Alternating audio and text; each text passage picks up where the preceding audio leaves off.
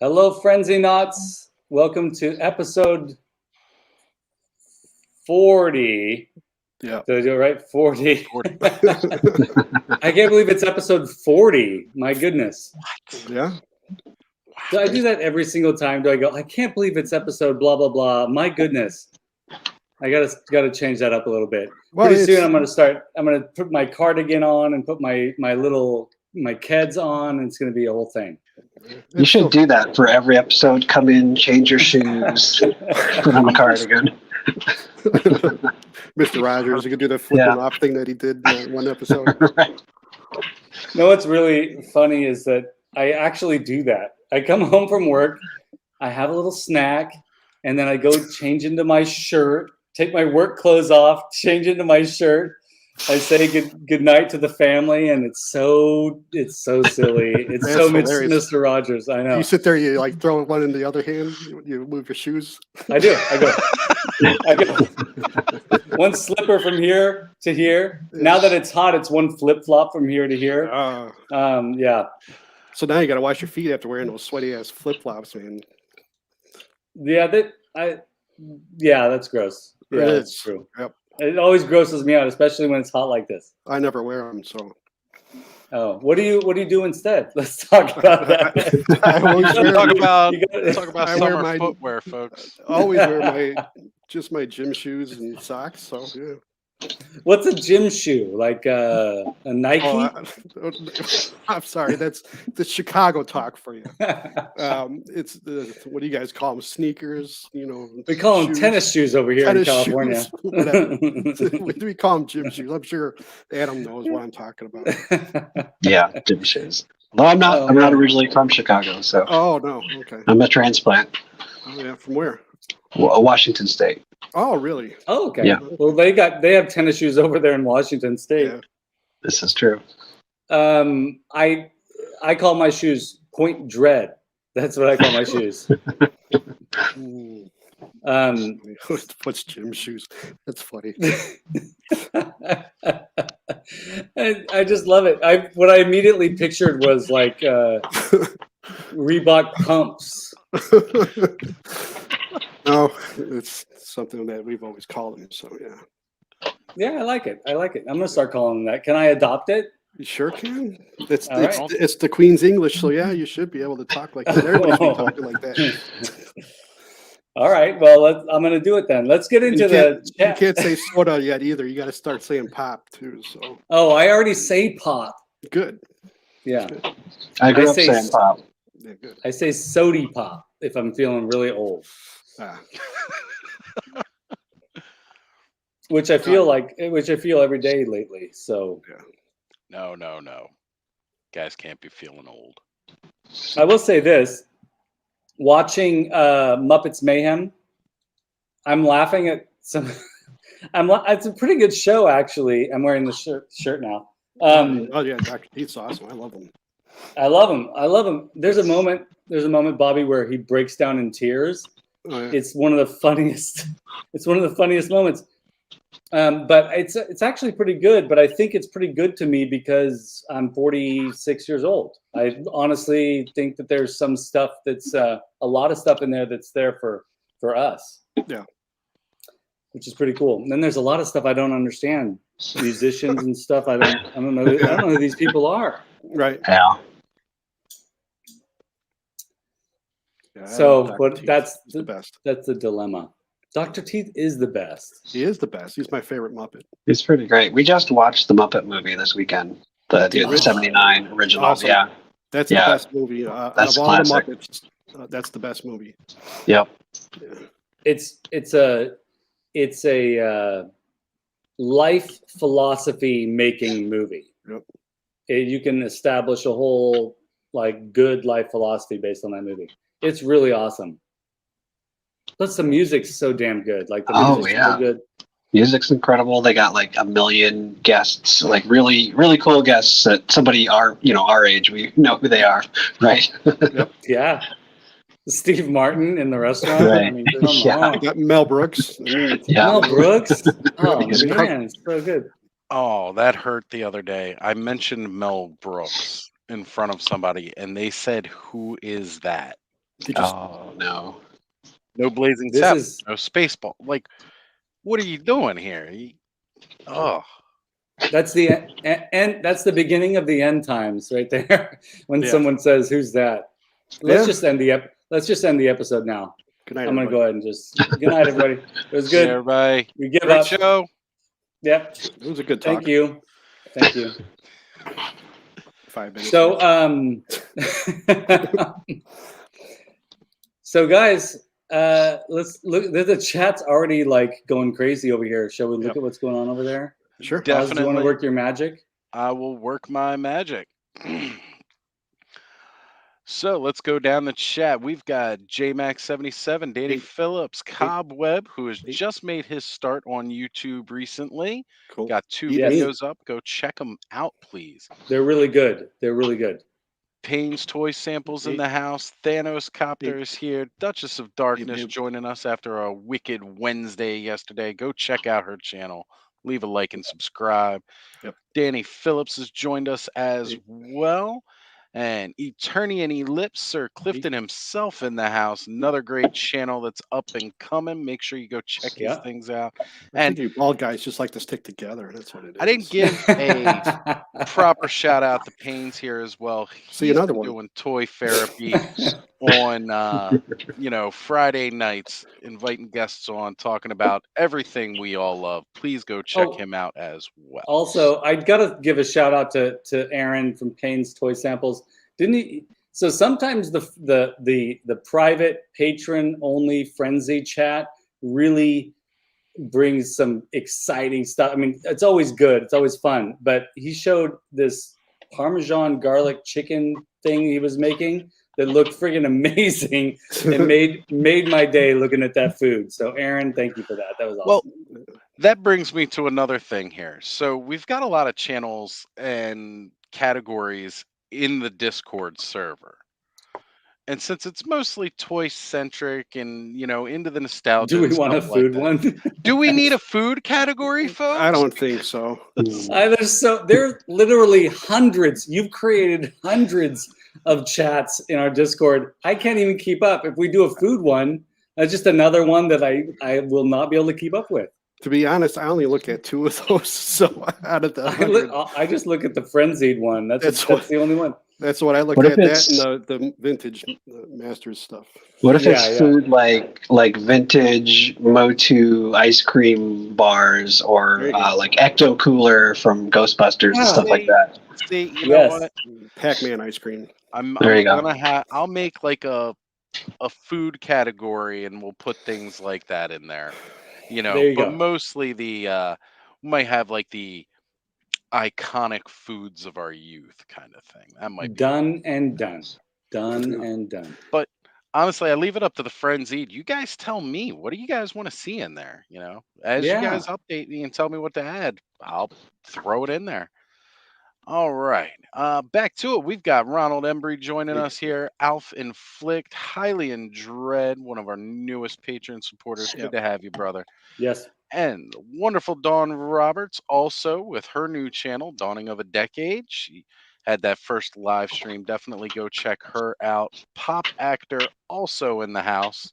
A little shout out to Skelly's Mr. Rogers. It's a beautiful day in the neighborhood. All Music Fan has joined us as well. Good to have you here, brother. And I think that actually catches us up. That's amazing. That's awesome.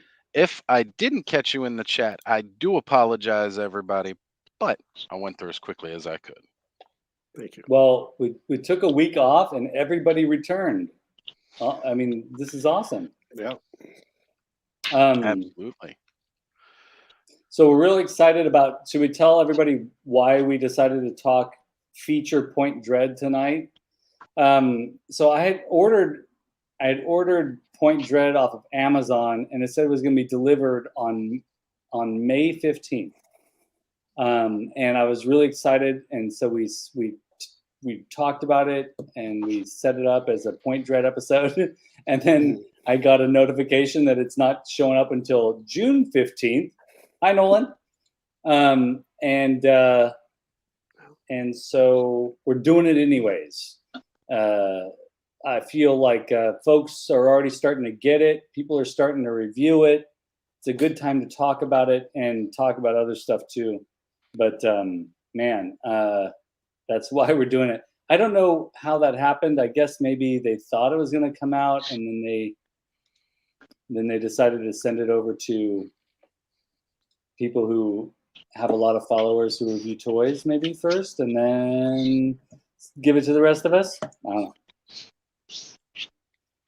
Not sure exactly. I mean, I know from what I've seen, it was several of the bigger influencers got Yeah. theirs.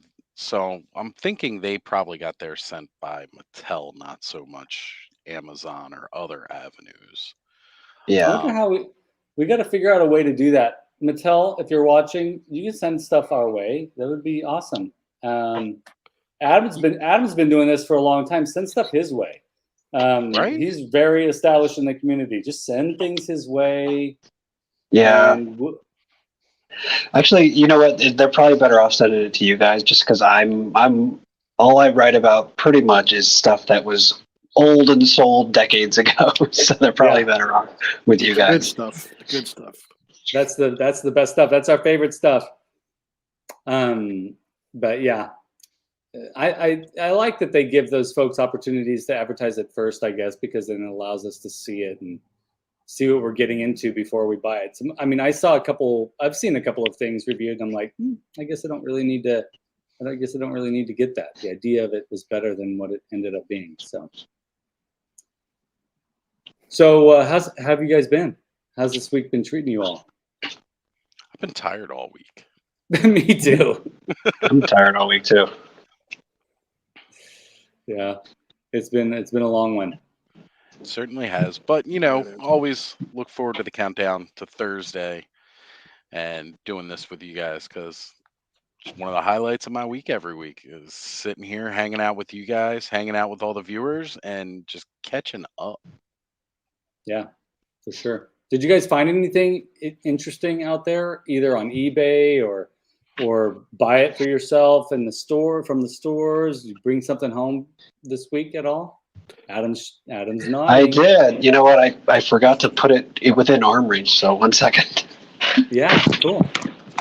Oz, Bobby, how about you guys? Yeah, I got a package from one of our patrons. Oh, I'll let Adam show off. Guys, this is way not smooth, but here it is. I got a Motu Classics Night Stalker recent. That's my most recent one. I got it pretty cheap. It was like $35, so I wasn't even planning to get it, but yeah, that cheap. I just grabbed it.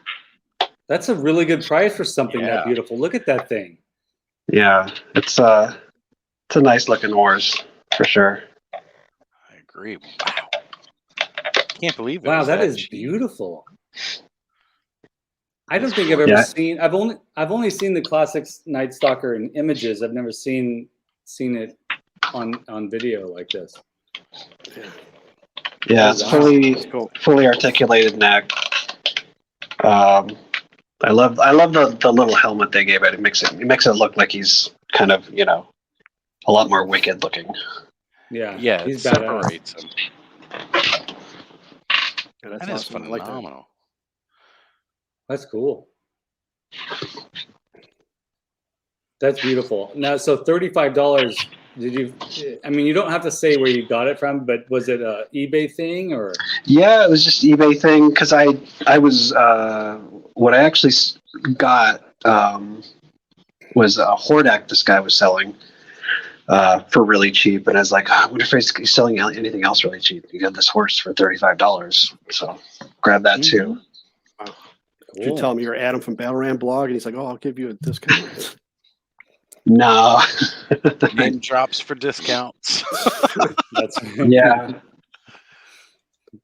Maybe I'll do that. No, I'm just kidding. There you go. Go for it, Bobby. Pull your weight. Yeah, pull it. No, I said I'll be Adam. I'll say, "Oh, I'm Adam from Battleram blog."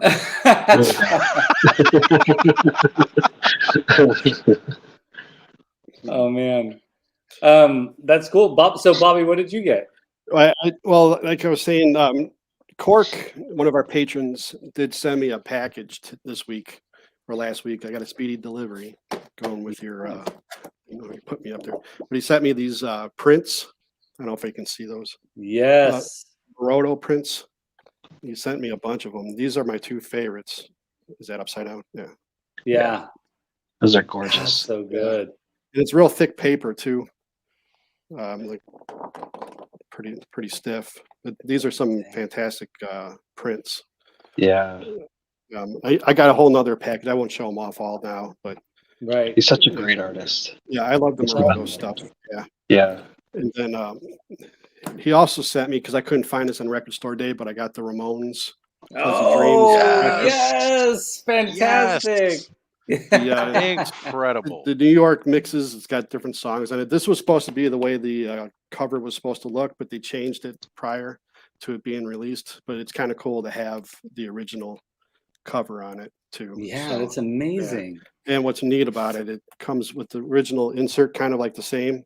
But Mhm. it's what's awesome about it's yellow vinyl, Oh, and it's got the beautiful. actual Sire center label, which looks exactly like the originals did. So it's pretty neat.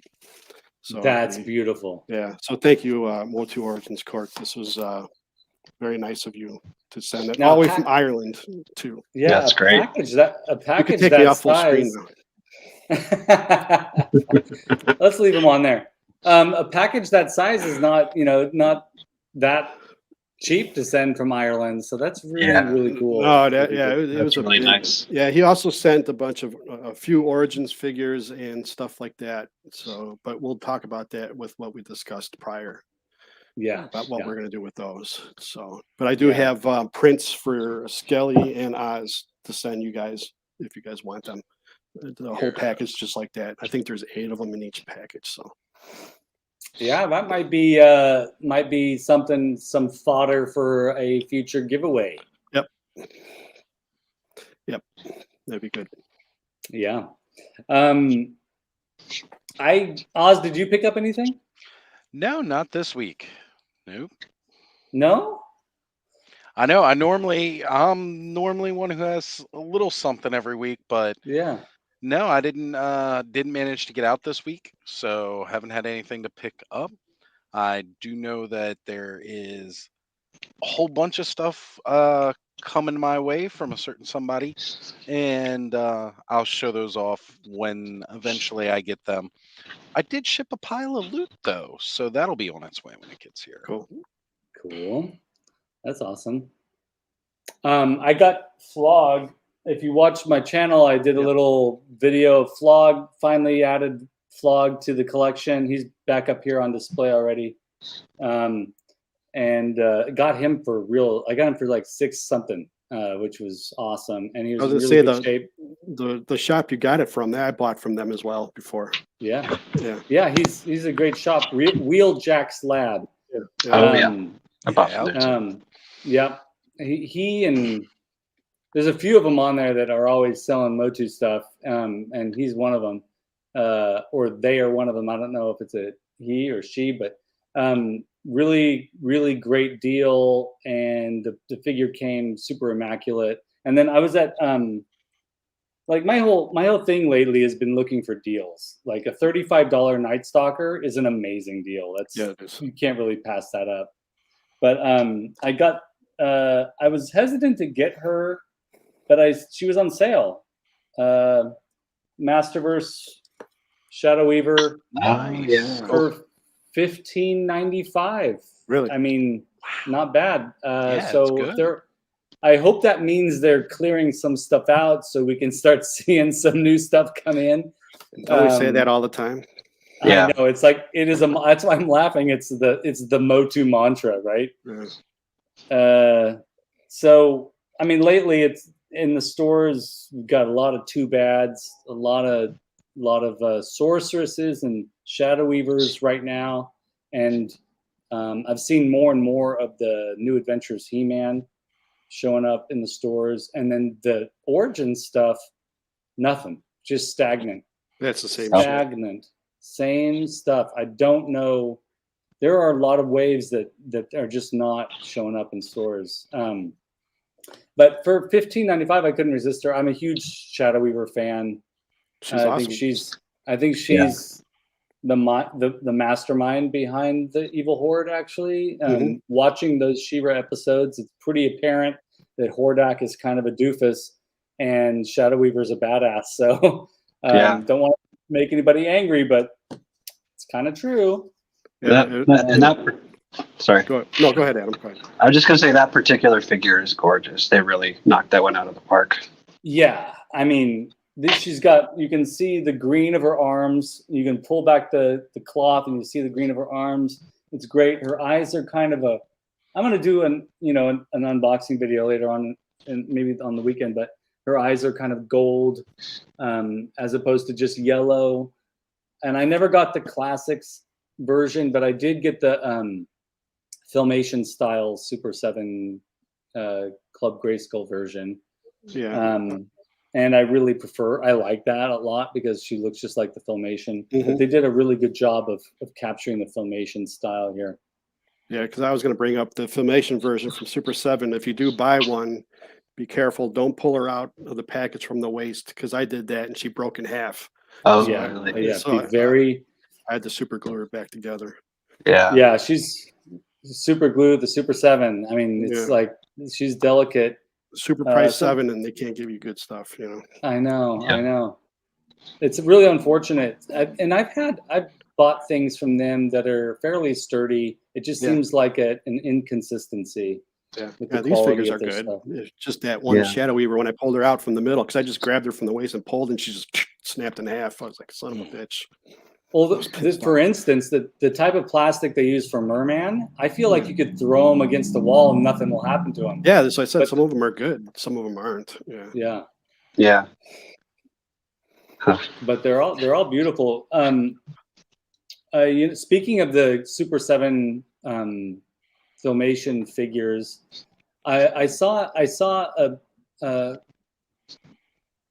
Canal dos Rosmaneros. Did I say it right? They posted an image of perhaps what looked like it could have been preliminary artwork for a Filmation Club Grayskull Snake Mountain, as opposed to the classics Snake Mountain that they did release. Yeah, I saw that. And I asked them in the comments where the image came from, but I haven't gotten any information yet. But that looks really amazing. And I think that I translated the tweet and it just said something like, "Would you guys like have a Filmation version of Snake Mountain or something like that?" Yeah, I want to know who the awesome. artist is. Yeah. I want to know who the artist is who did it, because it looks amazing. I haven't seen that image, but I know Nate Barch was involved with the design of that playset. So it could be him. Yeah, he may have done like a preliminary mock-up of what it would look like if it was based more on the Filmation Snake Mountain. Well, I'm particularly into it because that's kind of what I'm making right now for Manny. I'm making it's got the Super 7 and vintage elements, but vintage playset elements, but it's predominantly Filmation centric. So, and then the color, I've got to find out what exact gray, blue, green color is in the Filmation cartoon. And I keep comparing images, and it always fluctuates a little bit. Sometimes it's a little more blue, sometimes a little more gray, sometimes a little more green. It's Filmation Snake Mountain Green. That's what it's called. That's awesome. Yes, I'm gonna go to Home Depot and I'm gonna be like, "Can you mix up some Filmation Snake Mountain Green for me?" I've got a lot of like Filmation cell images. I'll see what I've got for Snake Mountain. Maybe that'll help you. Yeah, cool. Yeah, send those my way. Yeah, I've seen some of those.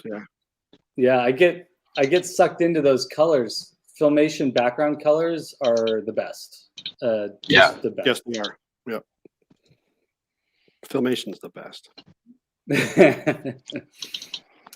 Filmation and the early mini comics. I gotta say it. That's the ultimate era of of spectacular He-Man stuff. Absolutely. Yeah. So, guys, should we go ahead and talk a little Point Dread? So I want to say that Adam sent over a shit ton of amazing images for us to use tonight. I was looking, I knew that what was going to happen is I would be flailing like I've done in the past, where I've forgotten an image or I didn't find something, and it's a slideshow that doesn't meet the expectations of everybody watching, and myself included. So Adam, thank you so much. We've got a lot of great images to look at here. What an Wait, image we that have is. expectations. What was that? I said we have expectations. Oh crap! You like this image? Yeah, I it's good. had to draw. love- You know what? Something we got to say here. Shawn is not with us, folks, and he was really sorry he couldn't come, but he messaged us and said he was busy with work stuff. So totally understand. But we do miss you, Shawn. So we can't wait for you to return. And so I wanted to put the five of us in here. That's me down here, because I drew it, and so I wanted to put you guys in the ship. I threw myself down there in the hole. Aw. Yeah, I thought it turned out pretty good. We can't be taken off without Skelly. We're Let's see my carrying face. carrying the Point Dread with it. Okay, thank you. Taking the whole thing. Yeah, we just pull it right out of the ground. That's right. That happens in one of the comics too. It flies around carrying the actual Point Dread. Oh, that's so amazing. Point Dread is just one of those neat, fun play sets that, well, I mean, I guess we're going to get into it in a minute here. So, Well, I want to hear what you have to say. Yeah, now you already started, so we might as well fucking do it. Yeah, we gotta get you. We gotta pull Oz away from the other screen that he's working on right now. Yeah, and bring him over here to talk to us a little bit about the. Porn can wait for a little bit. hey man, hey. You don't constantly stare. It'll always be there. It'll always be there. It's all on video. Just I remember the first Talon fighter I had was not Talon fighter and Point Dread. I had the model kit. Oh, that's cool. Well, because I distinctly remember that red canopy, and then gotta love canopies. Well, you gotta pull out those Three Stooges joke, Canopies. That's right. There it is. So I distinctly remember this toy, but then as I got older, I could never I remember I had a bird plane for Masters of the Universe before I had Point Dread and the Talon Fighter. But I remember it being different. And then later I found out, oh yeah, that's right. They had those model kits, kind of thing. And thank you, Adam, by the way, because it was your site that, reminded me, hey, yeah, they had these things that I just didn't remember. So I remembered having this as a kid, and it broke. And then it got replaced later by Point Dread with the Talon Fighter, which I always thought was kind of cool because it had the, the add-on aspect of it. I had more to Castle Grayskull in my mind. Yeah. But it bothered me for years that I just couldn't remember why I had this Talon fighter that had a red canopy and was different from all the other Talon fighters that I'd always seen. Yeah, and the thought is that so all of these monograms, so they did Talon Fighter, Roton, and Attack Track. The other two we know for a fact they're based on early concept art before the toy was really finalized. We don't have concept art that looks exactly like this, but it's probably also some earlier iteration of the vehicle that just made it into the model kit while the toy guys just kept working on the toy until it looked like the actual Mattel version. So yeah, that's from an ad for Monogram. And that's I love it. Yeah, it's all gold with the green windows, which is kind of neat. I would love to see a Talon fighter like this. Like part of me really wants, the new Eternia Masterverse line to really go into some of this territory, bring in some vehicles that are based on preliminary sketches, give us the Grayskull that Adam has behind him, not right now, but in previous episodes, and show us allow us to experience those concept pieces like we are with some of the figures. Yeah, I would love that. Yeah, This would go good with Bubo from Clash of the Titans. totally. It's almost as if they were. Yeah. What year did Clash of the Titans come out? 81, 82? 81. Yeah. And the people who worked on this also worked on Clash of the Titans, so they went from Clash of the Titans to Masters of the Universe. Yeah. So I could see that for sure in there, Bobby. Good eye. Yeah, thanks. You're welcome. I finally get a compliment.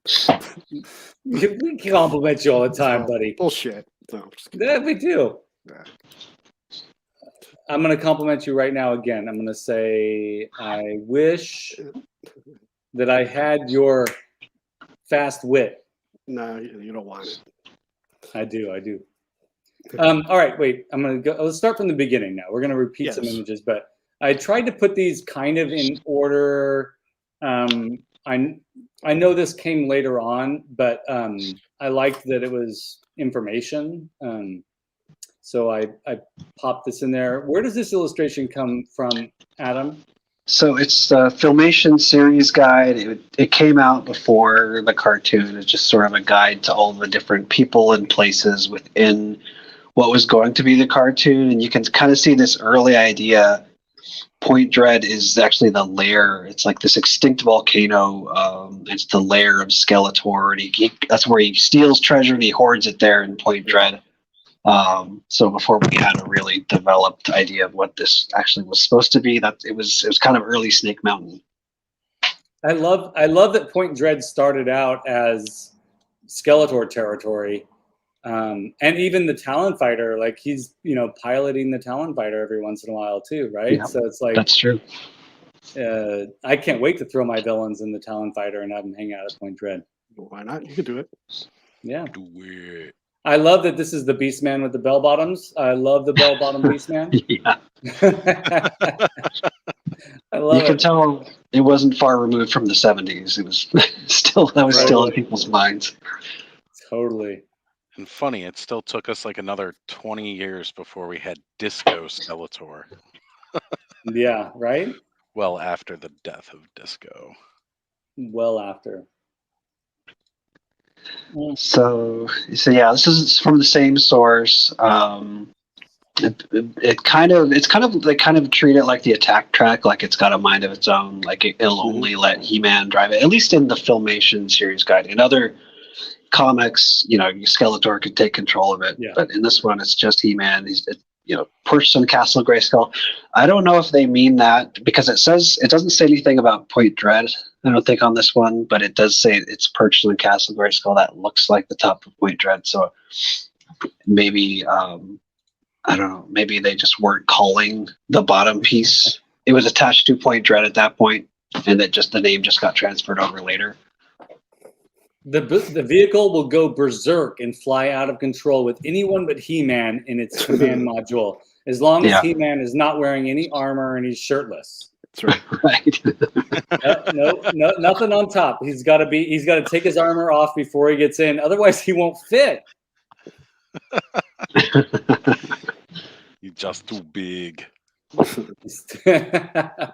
Oh my gosh! So speaking of giant dudes, I listened to the Conan O'Brien Needs a Friend podcast, and there was going to be a Hans and Franz movie. You all remember Hans and Franz from Saturday Night Live? I have to pump you up. Exactly. There was going to be a Hans and Franz movie, and they wrote a script, and Kevin Nealon and what's the guy's name? Dana Carvey.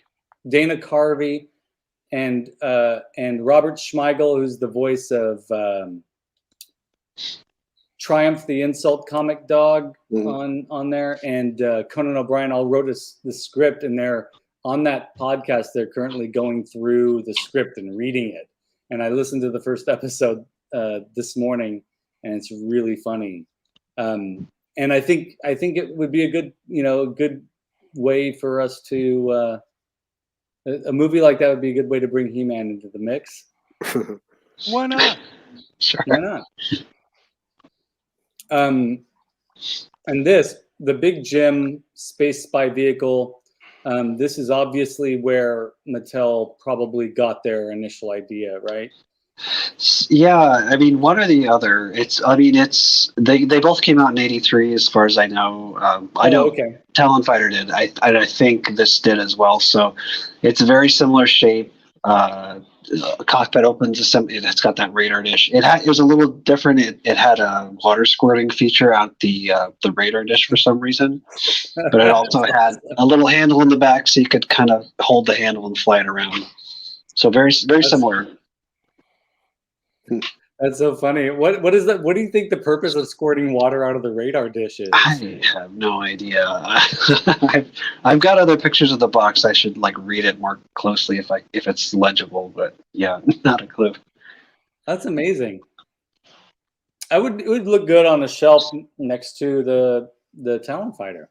Yeah, sure. And then we've got these sketches too, or these artworks. Yeah. So this is Ted Mayer. So he is the guy who at the beginning he did Battle Ram and Wind Raider. After Mark Taylor left, he was brought in to do some other things. So he did this very early Eternia, but the vehicle that was perched on top was that was the genesis of the Talon Fighter, and it ended up they didn't do Eternia for several more years, but they did have it perched up on Castle Grayskull instead of Eternia. Whenever I see this image, I'm reminded that Eternia was, or a playset like Eternia was in the works from way at the beginning. Oh yeah. And I kind of would love to see this as a playset. It'd be pretty wild. It would be amazing. Yeah. The wild boar pig head one in particular is amazing. Yeah, it's pretty cool. I think it looks a lot more compact, I think, too, than what Eternia would end up being. Yeah, that's what I would say too. It looks all one piece and everything. Yeah, pretty big though too. Still, if you compare the size of the figures to it. Yep. You got a Horde emblem down there in the front, or what looks like a Horde emblem, right? Early iteration. I think if you zoom in, oh no, you know what that is? That's an early He-Man H emblem. Oh, the one that's on Battle Armor He-Man. That makes sense. Yeah, that's cool. And then we saw this already, which is great. Yeah. And then this, which is fantastic. Oz, so how do you think did you say this already? How do you think you got this version of the Talon Fighter? It was a Christmas present. When we were going through those pictures in an earlier episode of Toy Frenzy where I'm a kid, I'm holding this box. And that's where I was like, yeah, that was definitely the one I had. That confirmed it. After, of course, finding out about it and being like, okay, that explains why I remember mine looking different. And then when my sister sent me over those pictures and we were able to go through them, I saw that little monogram. I'm pointing at it with my mouse and nobody can see. But the monogram print on the box, I was like, that was it. I had it right there. It's beautiful. I freaking love it. I wanted to put these two images together just so we could see two advertisements, one for the monogram and one for the regular release Talon Fighter. And Adam, again, thank you for finding these. I really love the monogram ad here with the attack track, and that's an amazing attack track. I don't think I've seen a lot of images of that. Yeah, I love the attack track is very, very closely based on Ted Maier's first B sheet illustrations. It looks like it popped right out of that. So cool. The face on the front is more distinct. Yeah, It's like a creature face. it's got like white teeth that are actually poking out, and That's it's got great. the canopy over the driver. Canopies. Canopies.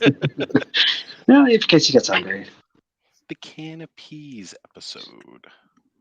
And so, do you guys always feel like Castle Grayskull? So this is my feeling as a kid. I'm re-experiencing it now. But Castle Grayskull was so fantastic as a playset on its own. And then when I saw my friends added the Point Dread to the top of it, I thought it made the castle feel smaller. Part of me felt that way. Do you guys ever have those feelings about Point Dread being way too oversized, or Castle Grayskull suddenly being too small because of this thing that we add to it, or are you totally on board?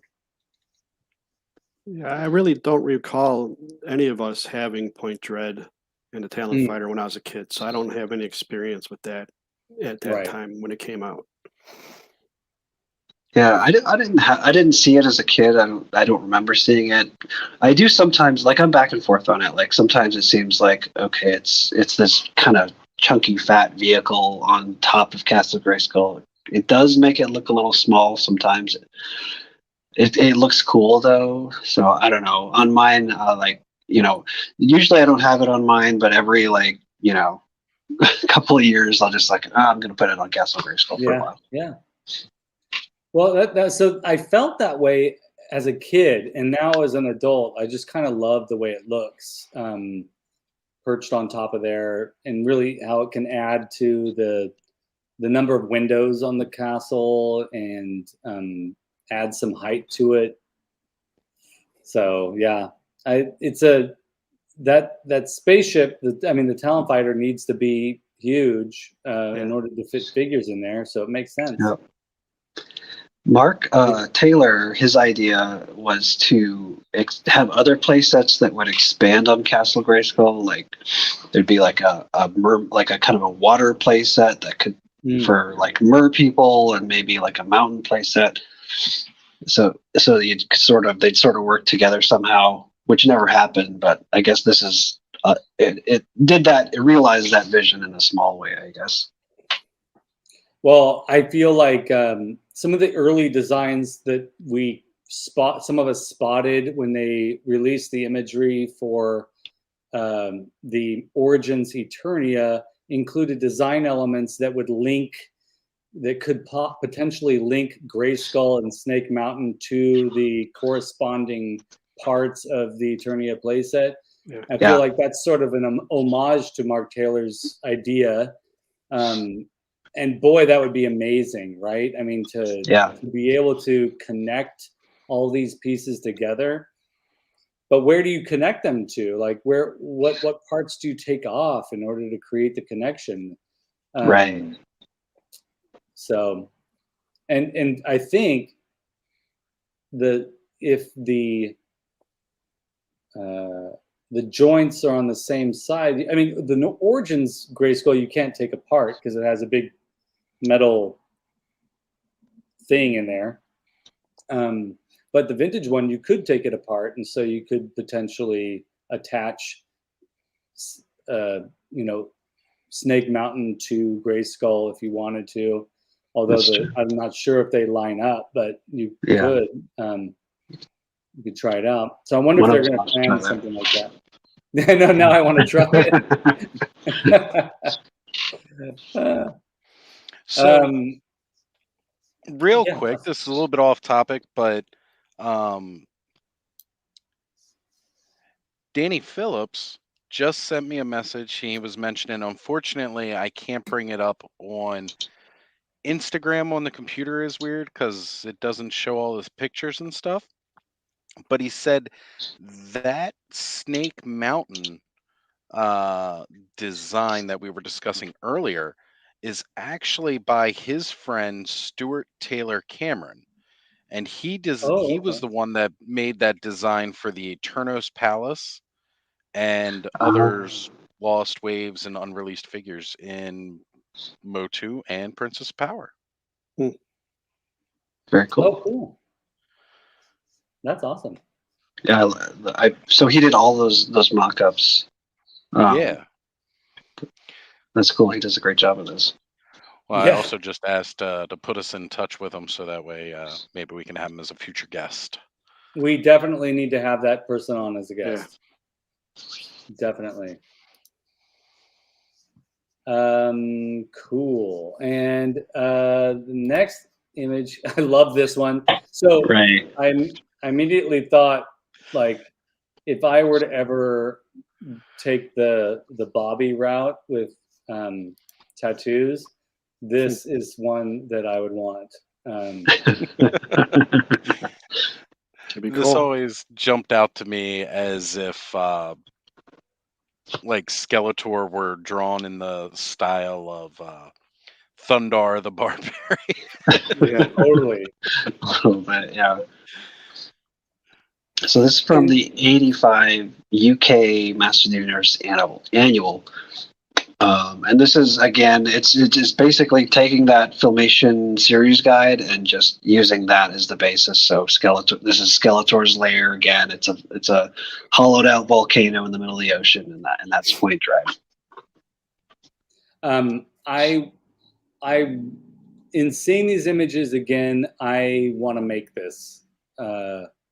I think this would be so much fun to make.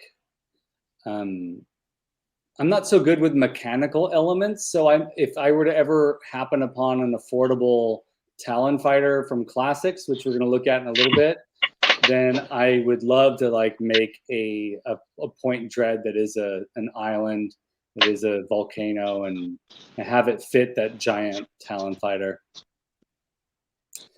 This is beautiful. And then I also love this. I've always loved this image of Skeletor watching the TV and yelling at the TV as Beastman carries Tila.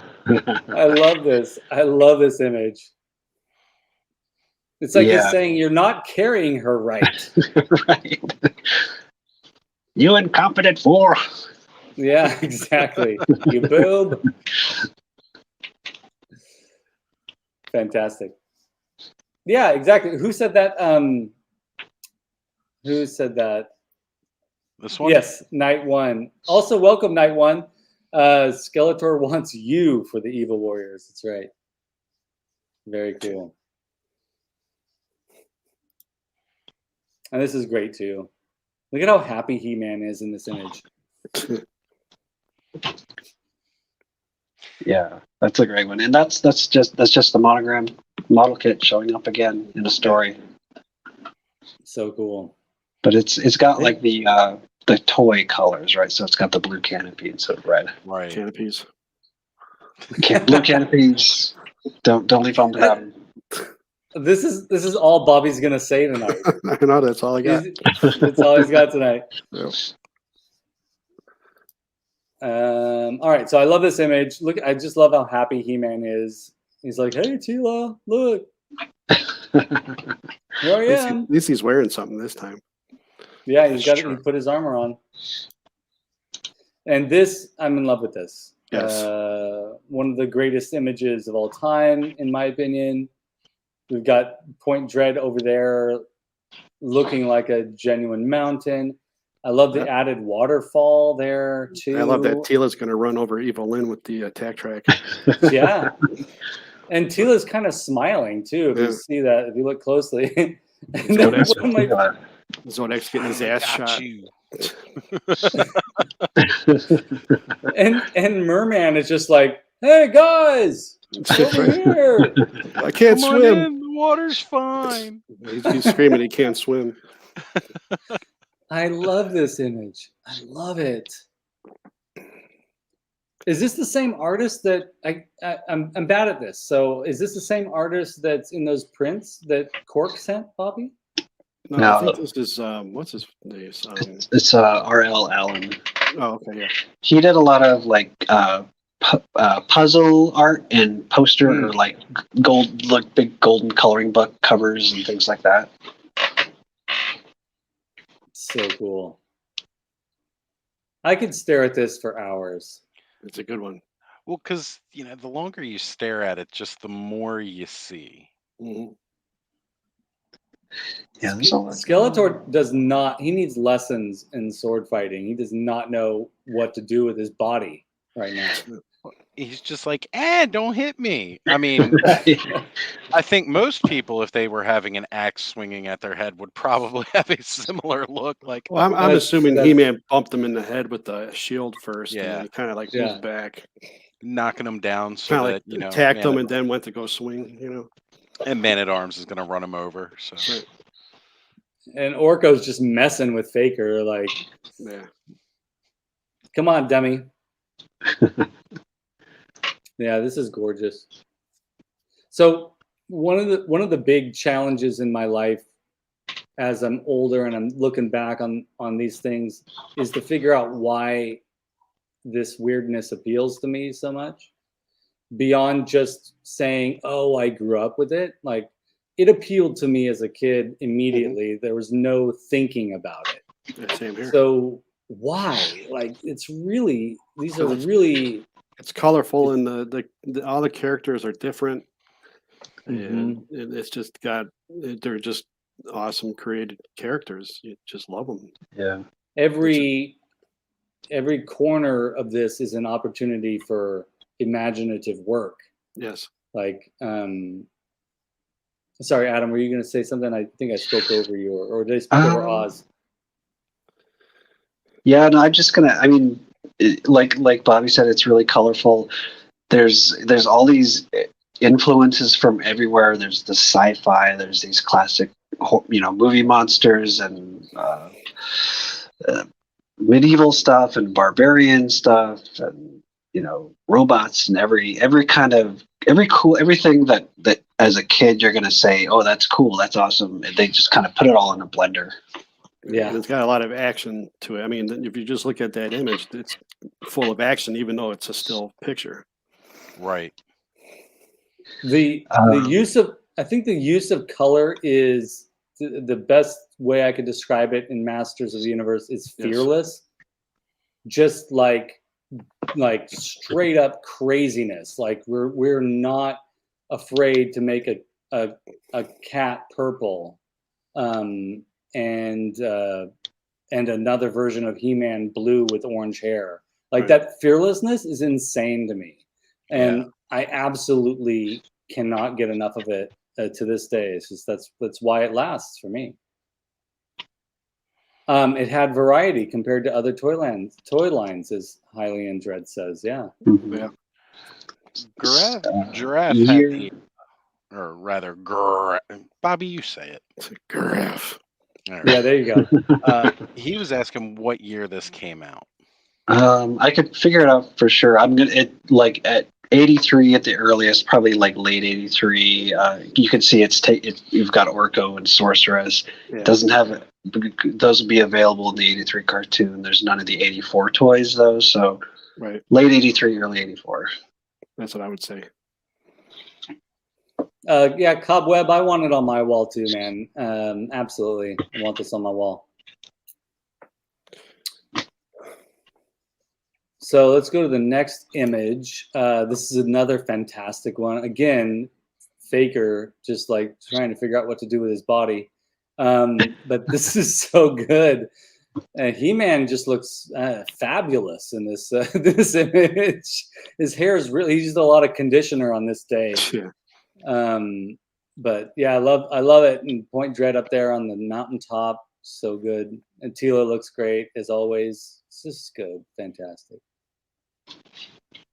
I mean, and again, yellow sky. Like, we see it sometimes in real life if the sun sets just right or rises just the right way. But who's going to be painting this picture and just be like, yeah, fuck it, yellow sky. Well, that's what Masters is, though. It just it gives it their own world. Yeah, love it.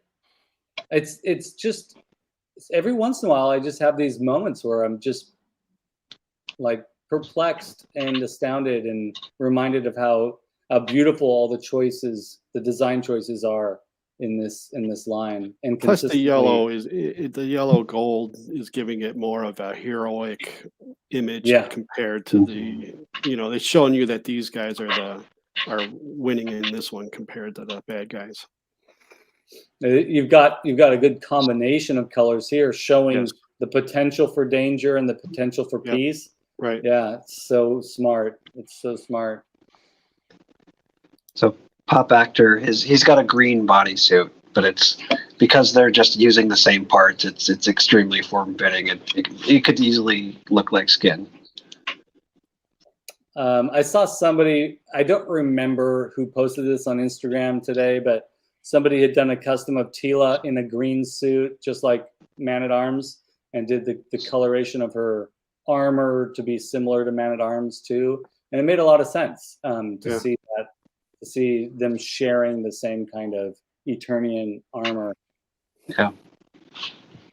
The goddess.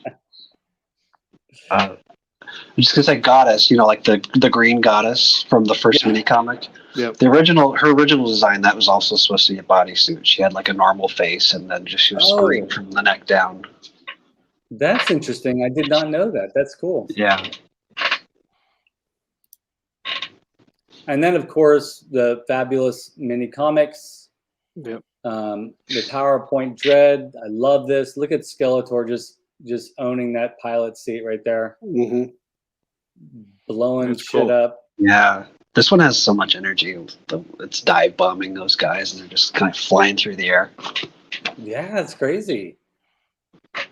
And I love the perspective of Grayskull on the cover of this one, as if it's very, very tall, like this massive structure. There are some images of Grayskull where it just seems so small, and somewhere like you could see that it could be enormous.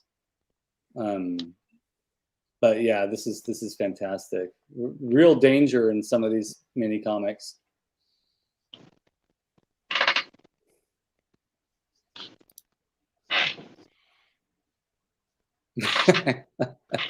I love these images of He-Man, and this image of He-Man and Man-at-Arms just sort of chilling, posing and talking. Well, that's what they did when Skeletor wasn't attacking. They struck a pose and waited for somebody to come along and paint them. That's right. I would say this one's from the comic or the record set that came with the record set. Yeah. I should have sent. I don't think I sent the one that had Zodak in it. I should have done that just because he appears so rarely. Yeah. But I think, as I recall, they're talking about like, oh, isn't it great? Because the problem in this story is like it takes them forever to get back to Castle Grayskull if there's too much. It's a time issue. Yeah. Right. So now they've got this vehicle that they can zoom back and forth. And I did voice for this, but it wasn't used. So. That really is too bad. Yeah. I guess I didn't bring it. What a shame. I thought you brought it. Yeah. You're a good voice actor. I don't know why anyone would say that you're not. Yeah, Alcala Zodak is amazing also, for sure. I love that. Zodak's one of my favorites. Yeah, and Bobby, I can thank you, man, for helping me re-energize my appreciation for that character. He's awesome. I mean, I'd almost forgotten that I liked him as a kid, but well, he was one of the first relationship. Yeah, he was one of the first figures I ever had, so it's I've always was intrigued, and I always loved him. I always loved his helmet. His helmet's just really iconic. I love it. Yeah. This version's my favorite, even more than vintage. I just love that they took the cross cell art and just sort of put that in 3D. Yeah, that's amazing. Yeah, I got the almost filmation style version of them. I don't know if you guys saw. Oh yeah, that's a good one too. Yeah. Oh yeah, that's good. I love it. Yeah. I don't know if you saw my video that when I did my review of the Dungeons and Dragons Yeah, I brought that Oh. up like a couple years ago. I said that Zodak is the reason why those guys went into the land of Dungeons Yeah. and Totally. Dragons. Yeah, I spotted this when I pulled this out. I was like, oh, dang, I've seen this image hundreds of times, right? But I never. so go check Never out my saw that. Twitter and search up Zodak and Dungeons and Dragons. You'll see my posts Yeah. from a few years You guys back. got to check out. that out. You guys got to check out Bobby's Twitter, Vintage Motu on Twitter. It's amazing. Wait, you just reached a milestone as far as followers are. Yeah, I on got Twitter, over right? 3,500 now. Yes. 3,500 folks. That's amazing. That is amazing. Nice. And the box art here is phenomenal, right? We've got. Yes. Mhm. I love He-Man. This is one of my favorite images of He-Man. He looks determined. The wind is in his hair, and Tila's back there. She's like, don't you know how to do this, right? She's like, you know what you're doing, right? Yeah. So we He's just think- telling her shut up and use the tow cable. Yeah. She's getting ready to pull the emergency brake, I think. Yeah. Oh wait, that's Star Wars. I forgot where they're fighting. right. So we think the artist on this is a guy named William Garland. He took over. So after Rudy Obrero stopped doing the art, we had William Garland. He did some very much in the style of Rudy Obrero, and then after that, it was mostly William George. Yes. It's beautiful. It really is. How many times have I said beautiful tonight? I haven't counted. Well, apparently, and about as much as you've cursed tonight, because this late in the episode, Cobweb, I think that's the first time I've heard Skelly curse. I throw them in there every once in a while. He said a couple shits and asses, I think, in the past, but Yeah. nothing major. We're waiting Nothing for the major. F-bomb. I think I threw in one tonight. Yeah, you did. Proud of myself. Welcome to typical the dark Dark side. I've been there for a while. I just don't like to show it here. So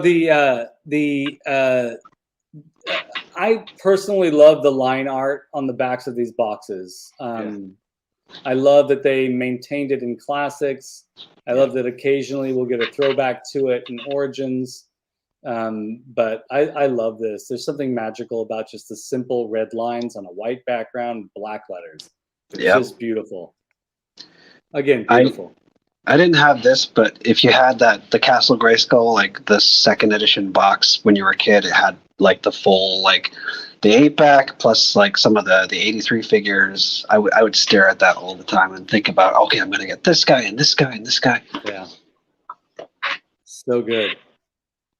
And constantly, why doesn't Merman look like this in action figure form? Constantly thinking that. Yeah. They did what they could.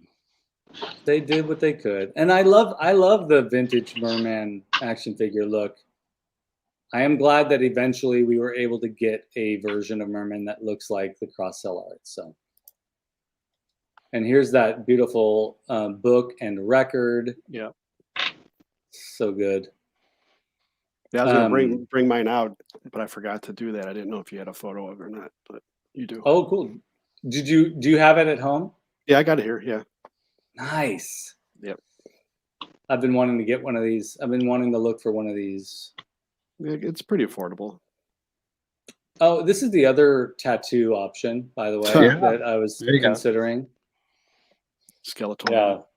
This is just at like line art that Mattel would put out. They'd send it to retailers and they would put them like in, like the newspaper ad section. You'd just see like, 10% off He-Man toys, and they'd show this kind of art in the ads. I love it. It's so good. I think Skeletor is wondering, how do I drive this too? Like he's having the same feeling. He looks just kind of numb there. He's just like sits. He's kind of like just a toy here. Actually, you know what? I know exactly what's going on here. He's parked and he's like, I give up. I just give up. No, he's parked. He just ordered Kentucky Fried Chicken and he's like, again, what am I doing to myself? Got the keys in his hand, saying, "Do I need to go out of here and go in the house or no?" Do I just stay here? Yeah. What do I do? What do I do with my life? Is it worth it? He got out. He lifted up the door and got out. Yeah. These illustrations are beautiful. Yeah, I love them. I'm so glad you showed an interior. You sent an interior shot of the vintage toy because I was just watching. I don't have the vintage Point Dread, and even if I did, I probably wouldn't be able to find one with stickers intact. But I was watching Pixel Dan's review of the new Point Dread this morning, and he was like getting a kick out of this fly swatter that's there. But it's also here on the vintage too. So I'm thinking that's nothing new. That's like that was part of it. And is it a fly swatter? That's the other question. And it's great that they would. It's great that they would not that they would include a spatula or a fly swatter in the design of this, and just assume like let's just put that in there for shits and giggles, you know. Well, you know, when you're flying in that Talon fighter, you got to cook the turkey burgers. So That's right. Turkey burgers. I just love that they included like the whole back of the Talon fighter, even though it's supposed to be like this living thing. Oh yeah, here's the emergency kit though in the back. You got a fire axe, you know, because I'm this living vehicle, but you know, here's an axe, here's a first aid Fire kit, extinguisher. wrenches. Yep. And it's a fire extinguisher from Earth and a first aid kit from Earth too. Right. Like definitely Marlena. I was gonna say, yeah, Marlena brought them. Brought over. They salvaged from her spaceship. Yep. All the little dials and the little buttons. God, I love it. Maybe that's Trapjaw's fly swatter. Yeah. He stole it's a trophy. Yeah. Yeah. So I got to ask, which of the four of us has a vintage Point Dread in their collection? I do. I've got it. Currently has no. Had in my youth, yes. This is the one in the photo. I still got it. Oh, cool. Yeah. That's great. Show it off. Oh yeah, let's see it. There we go. So Beautiful. we got that. Mine has an extra feature though. I got to show it off. I did not put this in here. Whoever originally owned this, they put a gizmo sticker in the back. Oh, that's beautiful. That's funny. Yeah. I love it. I didn't want That's to take the it out best. just because. You can't. No. Yeah. Ever. Yeah, it's pretty awesome. I think I had that sticker, Adam. Did you? I think I had that sticker. Cool That's enough awesome. to put it in your Talon fighter. No, I never had a Talon fighter, and even if I did, I was the type of kid that was like, I don't want to screw this up. I don't want to screw this up. But I would, you know, who doesn't love a gizmo and a Talon fighter? That's right. Yeah, you Just can see don't- Go ahead. Don't feed him after midnight though. Sure. You'd have some No. trouble. Yeah, Don't do it. don't do it, or do it. See what happens. And I do like that the Origins Talon fighter has a removable handle. That is something that I've always thought should be an option. Yeah. So that's cool. But this is great. I love little cubbies, play features that are just a cubby where an action figure can hide is the best. Yeah. It's fort building, right? Gizmo flying shotgun, eat that Grogu. Yeah. And then you've got your Zodak is pretty much the Mandalorian, right? So That's right. Zodak and Gizmo. And now with Muppets Mayhem, no, I won't. I don't want to spoil anything. Is it okay if I spoil a little bit? Go ahead, I don't care. So now in Muppets Mayhem, you get to see Baby Animal briefly, and I feel like Floyd is the Mandalorian to Baby Animal now. Anyways, pretty adorable. This is great. Fantastic. And now, is this on your Grayskull with your figures post? Yeah, that was my setup several years back. Yeah. Oh, that's great. Oh, that's smart to have the Grayskull facing out, and then reverse the inside so you can pose your figures on the levels. Yeah, I had two at the time, and one of them was complete. So the complete one I had exposed, the inside, all the inside stuff, and then the one that just had a few was mostly incomplete. I just used the front face. That's smart. That's great. Still, Castle Grayskull is like the greatest playset, man. Yeah, it is. For sure. And then you provided all of the instructions, and I really thought this was fantastic. There was a lot. We had to do a lot to get these toys ready to play with, including folding and inserting cardboard inserts, putting the stickers on. I feel like kids don't have to do that so much these days. And they get the joy from it, I think, through Legos and stuff like that. But assembling your play sets, is that even a thing anymore? Not sure. I don't know. To a degree. They definitely seem to come more complete. Even when you get instructions that'll tell you to build certain parts, and then you open the box, like you get into it and that's already assembled. Yeah. I'd have to say I think Origins Grayskull was probably the closest to a vintage playset, to the point where we had to apply the stickers, we had to put the floors in. Mm-hmm. Like, it was really like building one of the old play sets. And it was nerve-wracking too. Oh yeah, because you wanted to make sure that sticker laid perfect. It's always a nerve-wracking thing for me. I never seem to get them to go on perfect.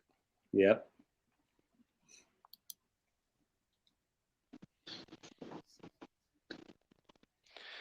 Now I want to J-Mac. make.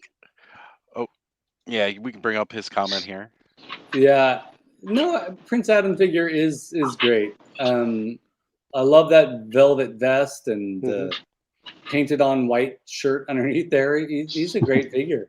Actually, I much prefer the vintage Prince Adam to the Origins Prince Adam. Yeah. So, as a kid, I didn't know that this could do this. It was beyond me. Really? And that it could attach? I used to try, and again, I was a little kid, so I used to try to sit the full base on the top portion of Castle Grayskull, where it's flat, where the pawn piece should be. I kept trying to put it up there, and it never dawned on me to just separate them and then put it on the tower. Yeah. So I'm really looking forward to doing that with Origins. Yeah, I am too. I've never really had that experience either, and so I'm really excited to do it. I have my Origins Grayskull up here, and I measured the distance from the ceiling to the top of the Grayskull, and it's going to fit. And I'm real excited about that. Cool. And I'm excited to see that it actually attaches firmly, as opposed to just sitting down on it. So that's a nice addition to the Origins toy. I don't believe that the vintage one actually secured itself on the top, though, did it? I think I don't know. There are little pegs that it sits on, but it doesn't click in though. It just sits on it. It is pretty stiff though. Yeah, it does. Yeah, go work pretty well. Cool.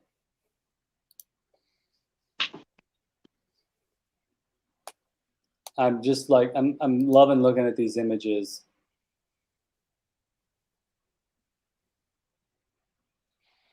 Each sold separately.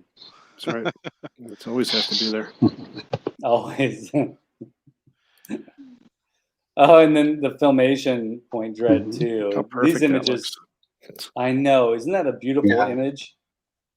Except for the fact that, even though in Filmation, it sits nicely in clearly the tower here of Grayskull.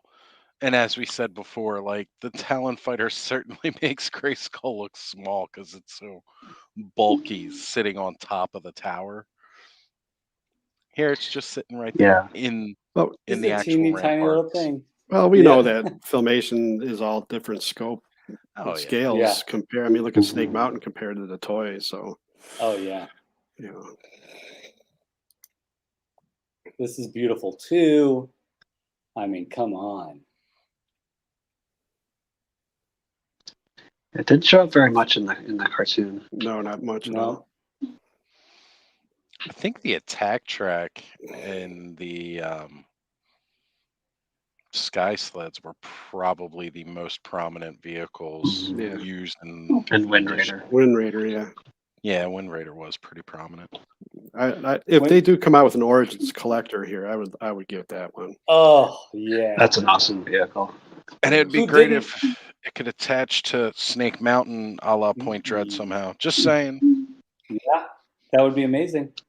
This who didn't want the collector, right? Right? This is the vehicle, the top of the line vehicle that I wanted, for sure. I've seen some custom ones out there that are pretty amazing. Yeah.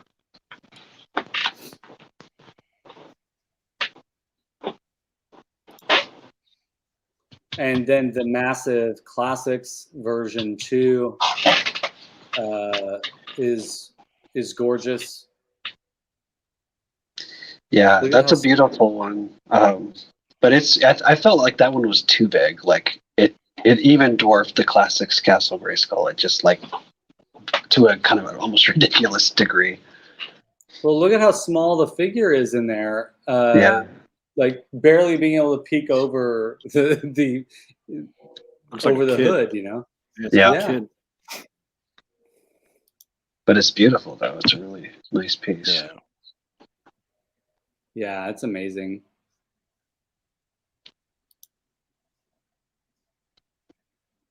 I've never seen one of those up close. Yeah, everything Yeah. looked great except for Tila. She didn't turn out well. That particular version. It's too bad. The Point Dread portion of this thing is gorgeous too. They even added some additional steps for displaying figures in the front there. Yep. An additional little window or little doorway down there at the bottom. Very cool.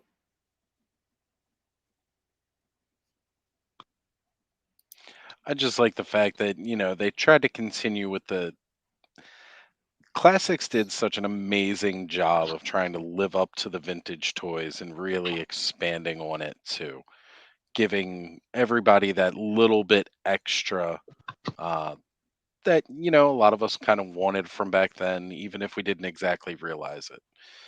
The extra Florida Castle Grayskull, um, and this too. Like it was a very simple play set, but they just made it feel like it was more. Yeah. Yeah. But does it come with a fly swatter? I don't know. I used to own this, but I don't remember a fly swatter. It does have the stickers inside. Yes, it does have stickers. Some of it's sculpted, some of it's stickers. Okay. Yeah, there's no images of that, but we'll find out, Gareth. We'll find out.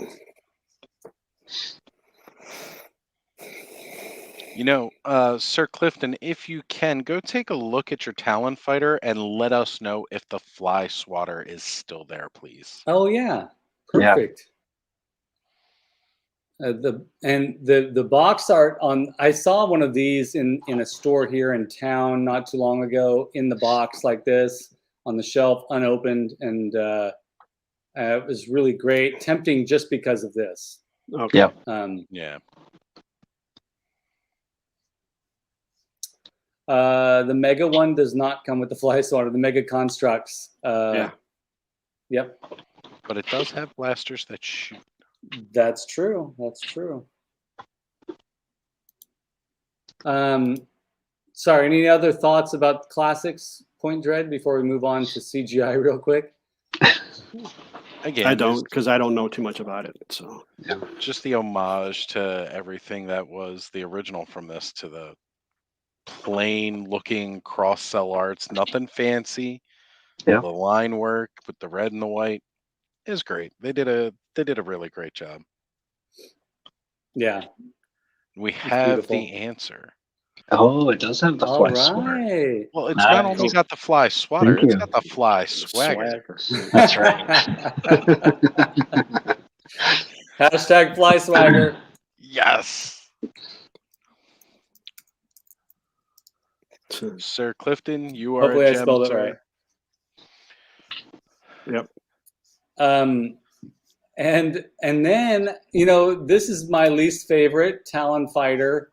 I did see this on sale at Walmart and I avoided it. I didn't get it. It just doesn't do anything for me. Yeah, me either. I don't like it that much. It's not even the novelty of it. Like some of the CGI characters designs are fantastic. Like Skeletor, for example, is great. The Beastman design is great. And Mosquitara's design is great too. And Manny Faces as the toy is pretty awesome. But I just couldn't get on board with this, even at a discounted price, unfortunately. The wings even look backwards. Yeah, it's like a swallow flying backwards. Yeah. And you can see the face of the bird here, but it's just doesn't quite do it for me. No, me either.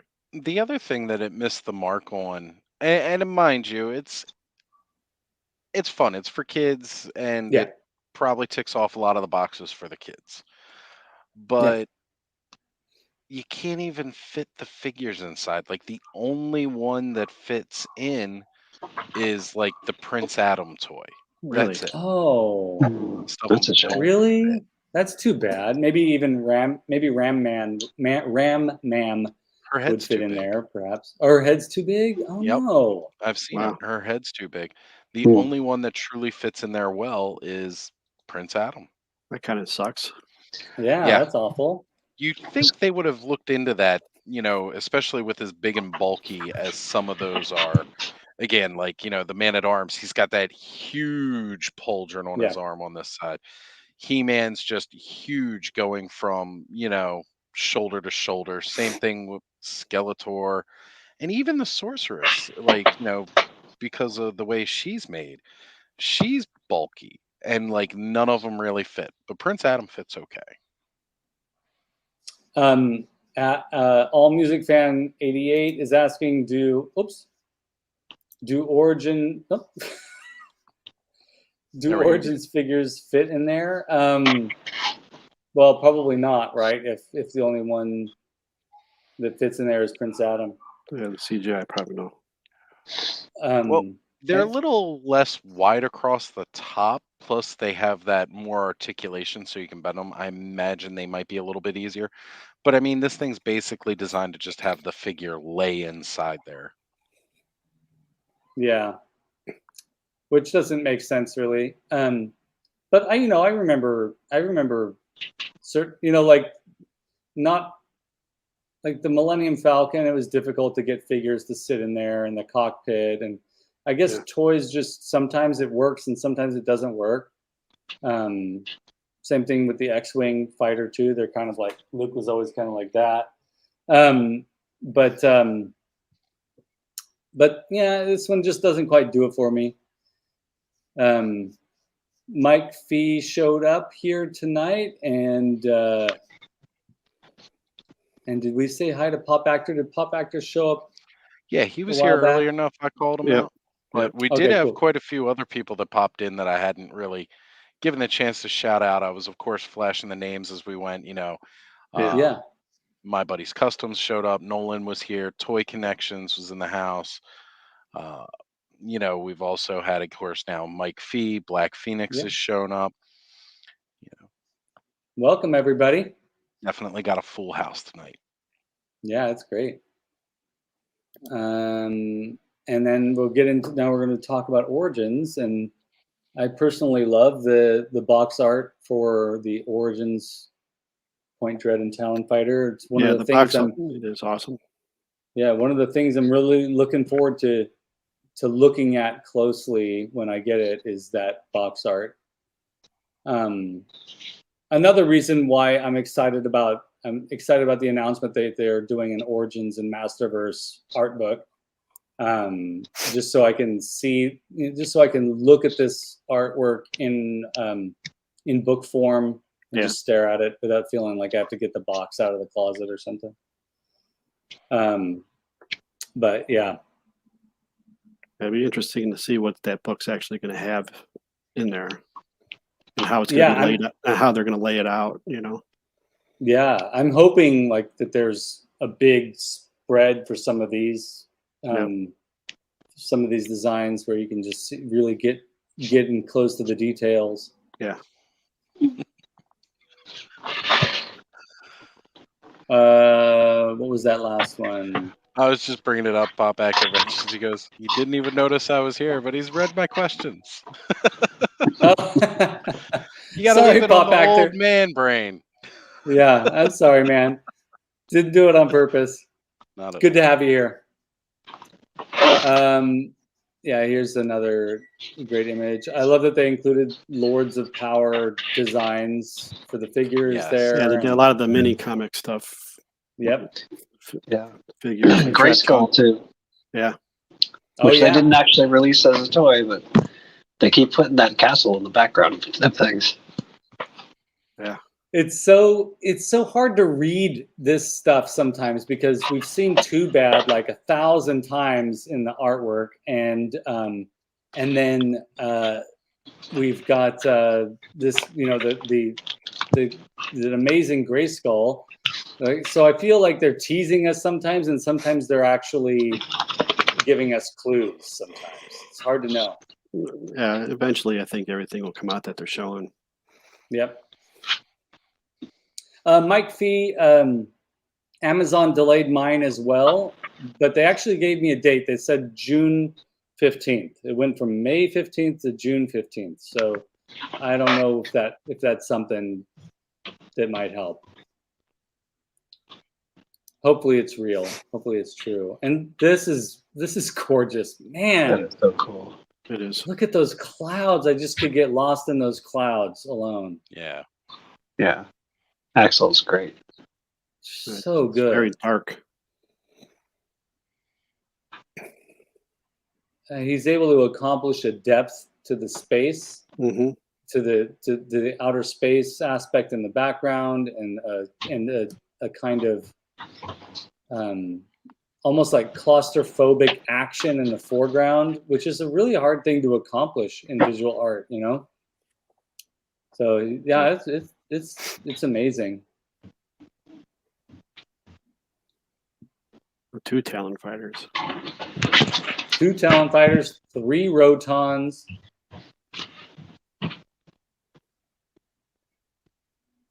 Yeah, Danny, we want to see that Grayskull in Masterverse as well. That would be amazing.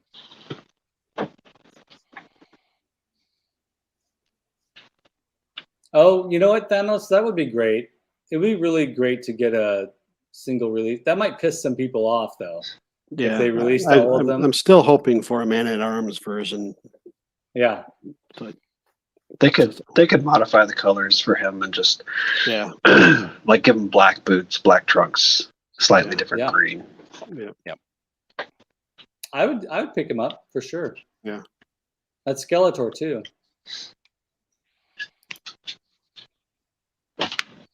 See, He-Man in this image looks like he's more in control. Well, that's because his hair's not whipping in his face anymore because they actually put glass in the canopies. Yeah, glass in the canopies. Canopies. Yep. I'm so glad they put glass in there. Gets a little crunch. It's going to be an amazing set. Yeah, I'm excited.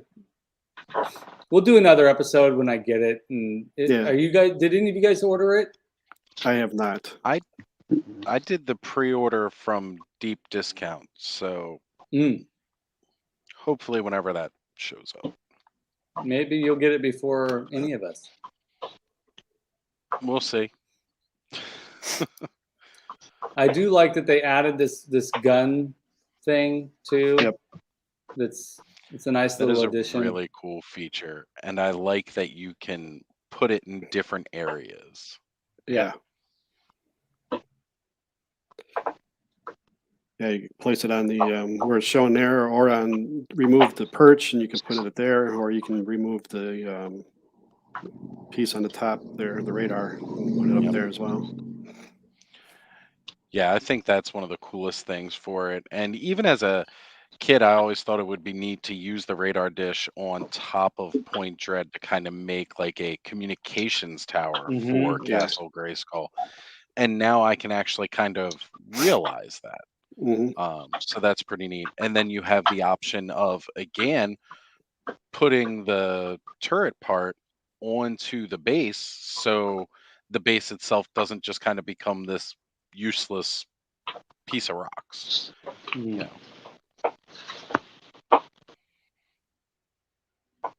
Yeah, I'm excited for it. That's why they had the fly swatter cobweb, because all the flies were getting in through the windowless openings on the cockpit. He-Man was getting sick of it getting stuck to his teeth. Now we've discovered the mystery of the fly swatter.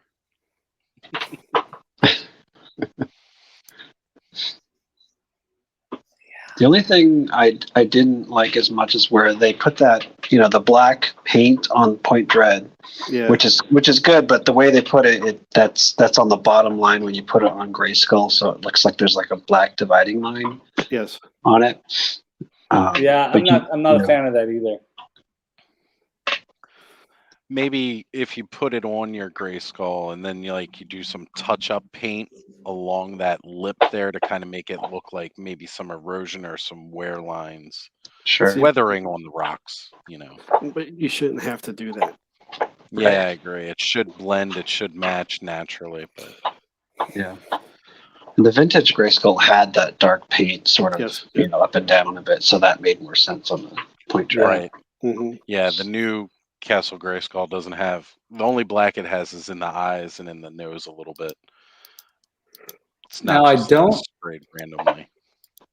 I don't see the white specks in the plastic of the green, which is, because if you want consistency, my Grayskull has white specks embedded in the green plastic. Okay. So I'm hoping that there's a few of those. If not, what are you gonna do? Yeah, right. What are you gonna do? Nothing.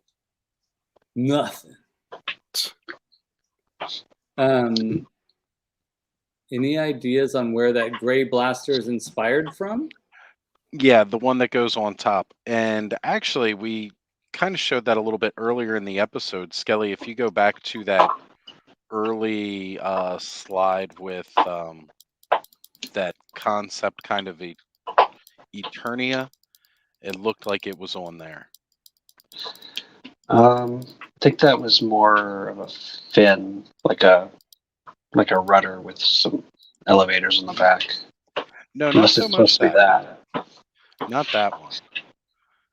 Yeah, I guess you're right. It does look more like a tail, but kind of looked like that to me. Like the whole concept of it looks kind of like that. It's just some generic gun. Yep.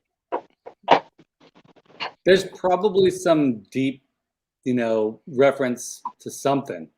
And we're going to find it, damn it.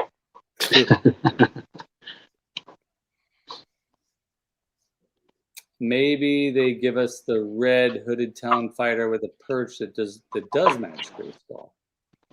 There we go. Yeah.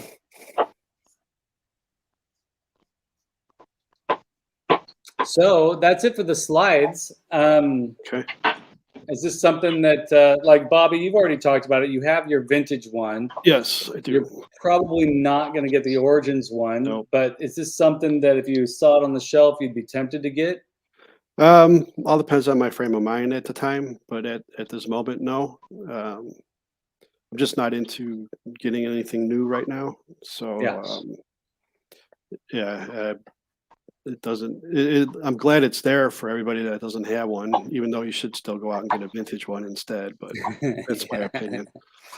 But yeah, it's cool for the people that want it.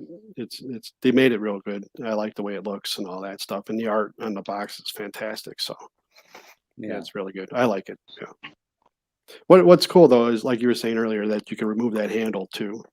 So if you don't want it, if you want to display without the handle, that's pretty neat. But I'd probably get it for my brother. Yeah. But I don't have the Origins Grayskull, so I don't have it, And I have the vintage, and the vintage looks very similar to the new one, so that kind of covers me. Mm-hmm. Yeah. That's what I started thinking more about Origins and all that stuff. When I'm buying it, and I'm like, I'm just buying it to buy it, but I have all the vintage, so why am I replacing that in a way? My mind has changed on collecting some of that stuff. Well, that happens as you go on, because I know you had said originally you wanted to get all the Origins, so you had everything mint on card. Correct. Makes sense as a perfect collection. Yeah. But I totally see changing it up at a certain point and just being like, just spend the money that you don't want to. If you already have your set and you're happy with it, there's no reason to keep adding to it.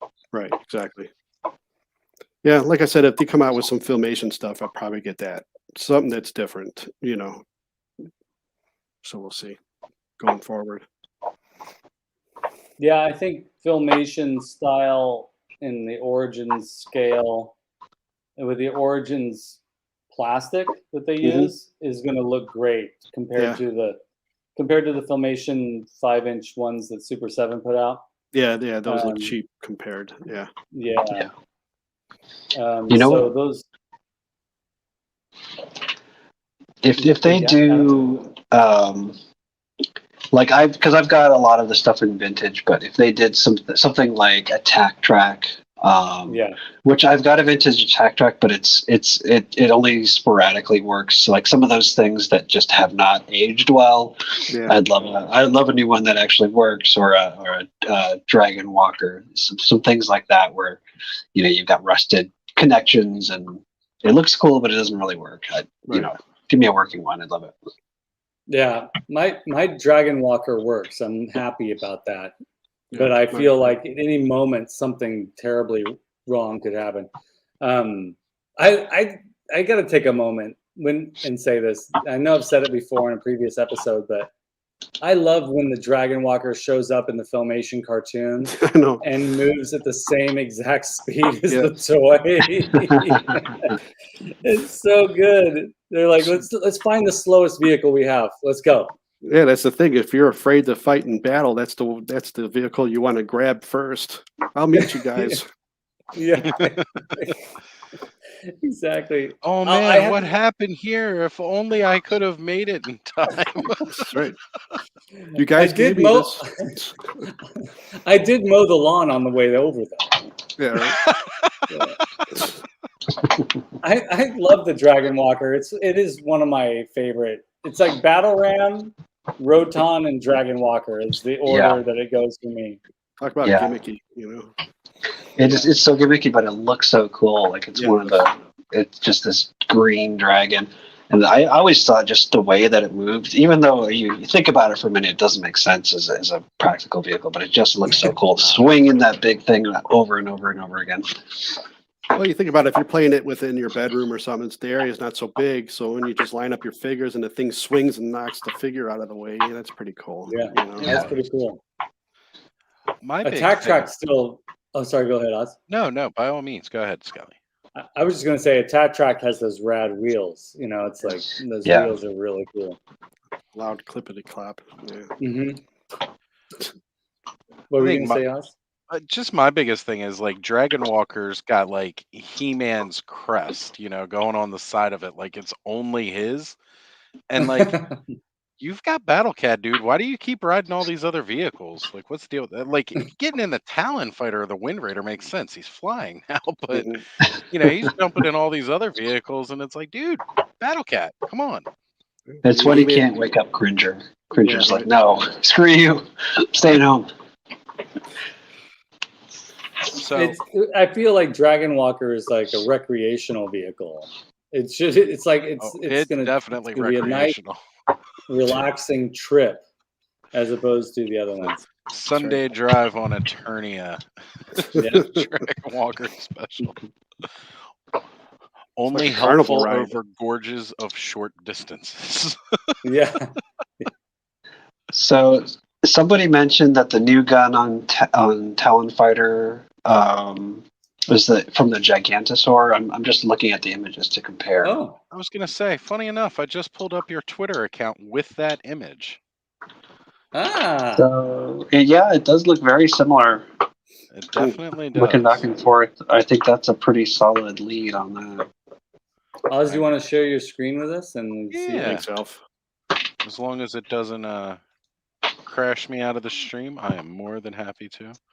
I don't know if you guys saw, but I finally got to speak with Matt Rodriguez a little bit this weekend. Oh yeah, I saw that. That's good. Oh no! As soon as I tried to zoom in, hitting the Control Plus, it shrank it instead. You might have to open the image in a new window. Yeah, I think so. Let's see if I can get it to do it at all. That does look a lot Yeah, I like could see the that. Yeah, gun. That's a pretty deep cut. that is. That's pretty cool. See? Well, maybe it's further hinting at hopefully what we can expect from a Gigantosaur in Origins. Maybe. Alf Inflict, thank you so much for finding Yes. that. That's amazing. Good eye out. Good call out. Yeah. See, that's what I love about the fans here. They're all just like as passionate as us about it. And when sometimes we're lacking in knowledge, they're the ones that have it. That's right. I know some people may get a little offended if they get corrected by somebody or something like that, but I prefer if my knowledge is wrong, call me out on it so that I know better for moving forward. I appreciate Same here with me. Yeah, I don't know everything. Yep. So much of my enjoyment with this is that every single time we do an episode, I learn something Yeah. that I wouldn't have known before. Yes, thanks, Alf. Yep. And we're kind of spoiled because we've got Adam here and Oz. You have a good archive of knowledge, and Bobby, you're an expert on the vintage stuff. It's like I feel like I'm spoiled to be able to sit here with you guys and then have the people in the chat do research too at the same time while watching this. It's like, man, I couldn't imagine a better scenario for me. Yeah. That's I'm cool. spoiled. Yeah. That's what we're here for. Glad we can you. spoil you. That's right. Oh man. Just watch out for the spoiled canopies. I need As like I a button that I can push that'll do that. Wah, wah. All right, that's it. You convinced me. I got to get a soundboard. There you go. Hey, I know other people use soundboards on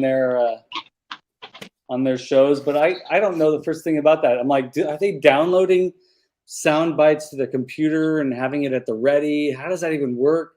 Do they have like multiple YouTube channels up with sound effects? I don't know how they do it. I'm actually looking into some of this right now, as a matter of fact.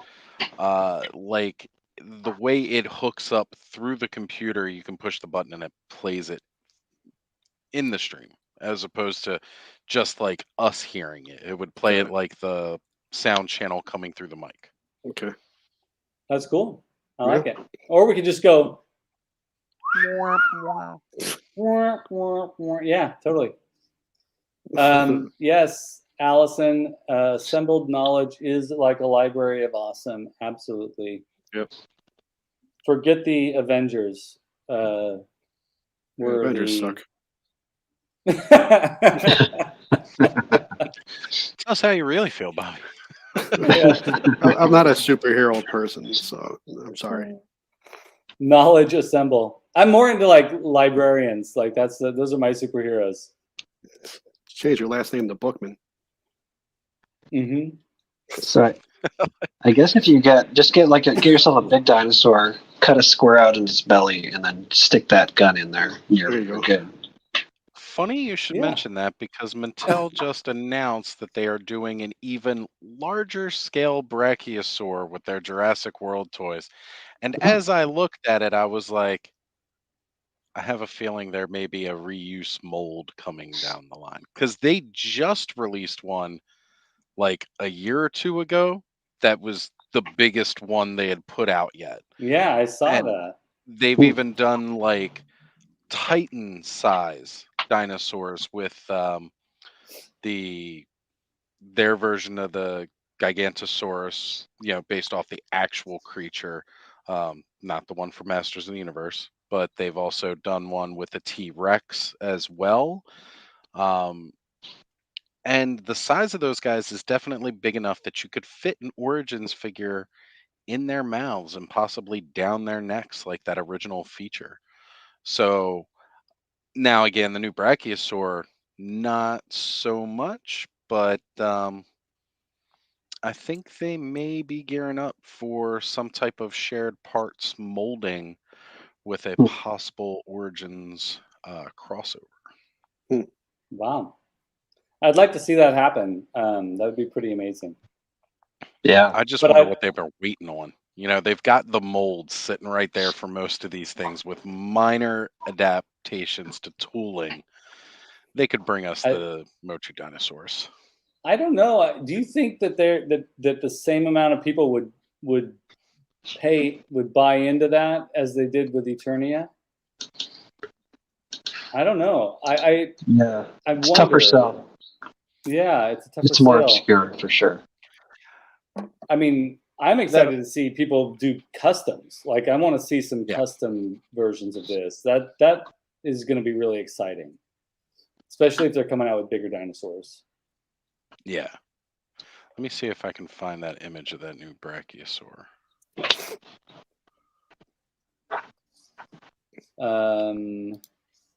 Their graph says they're just practicing on Universal's dime with making big dinos. Wait for the greatness of what's to come in Motu.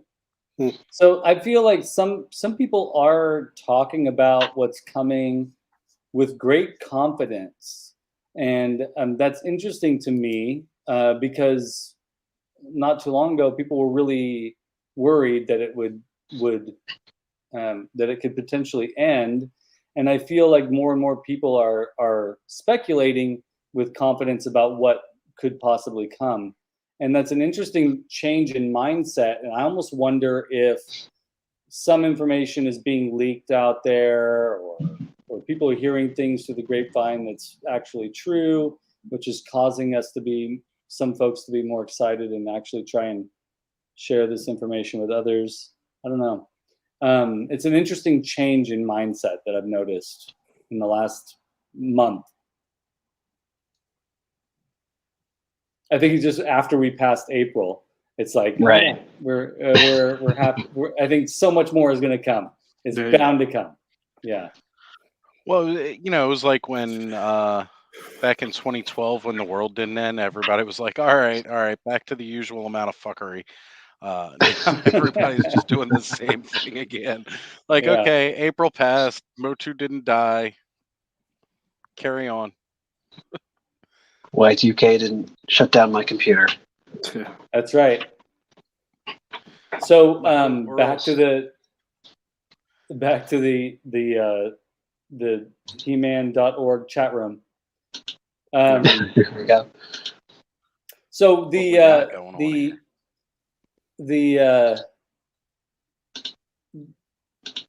what was I going to say? I can't tell what of what they announced that's coming out is part of what wave. Like I can't figure out what wave Clawful is going to be part of. I'm having a hard time figuring out that information or when stuff will come out. And I feel like, and I don't quite understand why Shadow Weaver will be on the shelf, but Man at Arms won't be on the shelf. So I feel like that perplexing aspect of collecting Motu is not changing. We're still wondering why stuff is there, why stuff isn't there. Even though we're supposed to be, even though there's a lot of stuff coming down the pipeline. Yeah, retail is still just totally unpredictable and slow and spotty. Yeah, I just don't. I don't think we'll ever really fully know. Yeah, I gave up because they make timelines. They're like, this is coming out then. It's coming out then. And then next thing you know, we've got pictures of it in hand 2 weeks after the announcement. And it's just like, like I've been trying to cut back a lot on what I've picked up where, because on that big release day, a lot of pre-orders, pre-order this, pre-order that. Boom, boom. Yeah, it's one of those things where I never know whether something's going to hit my bank account because, hey, it just showed up.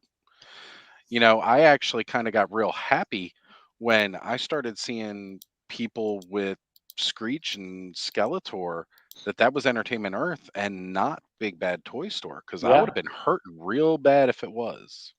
I mean, that's part of the reason why we chose Dread of More Toys, is that so we could talk about Point Dread, but also talk about like the potential of all this stuff coming and not knowing when it's going to arrive and not being able making pre-orders.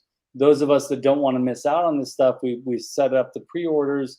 If we're charged ahead of time, great. If we're not, and we don't know when it's going to go through.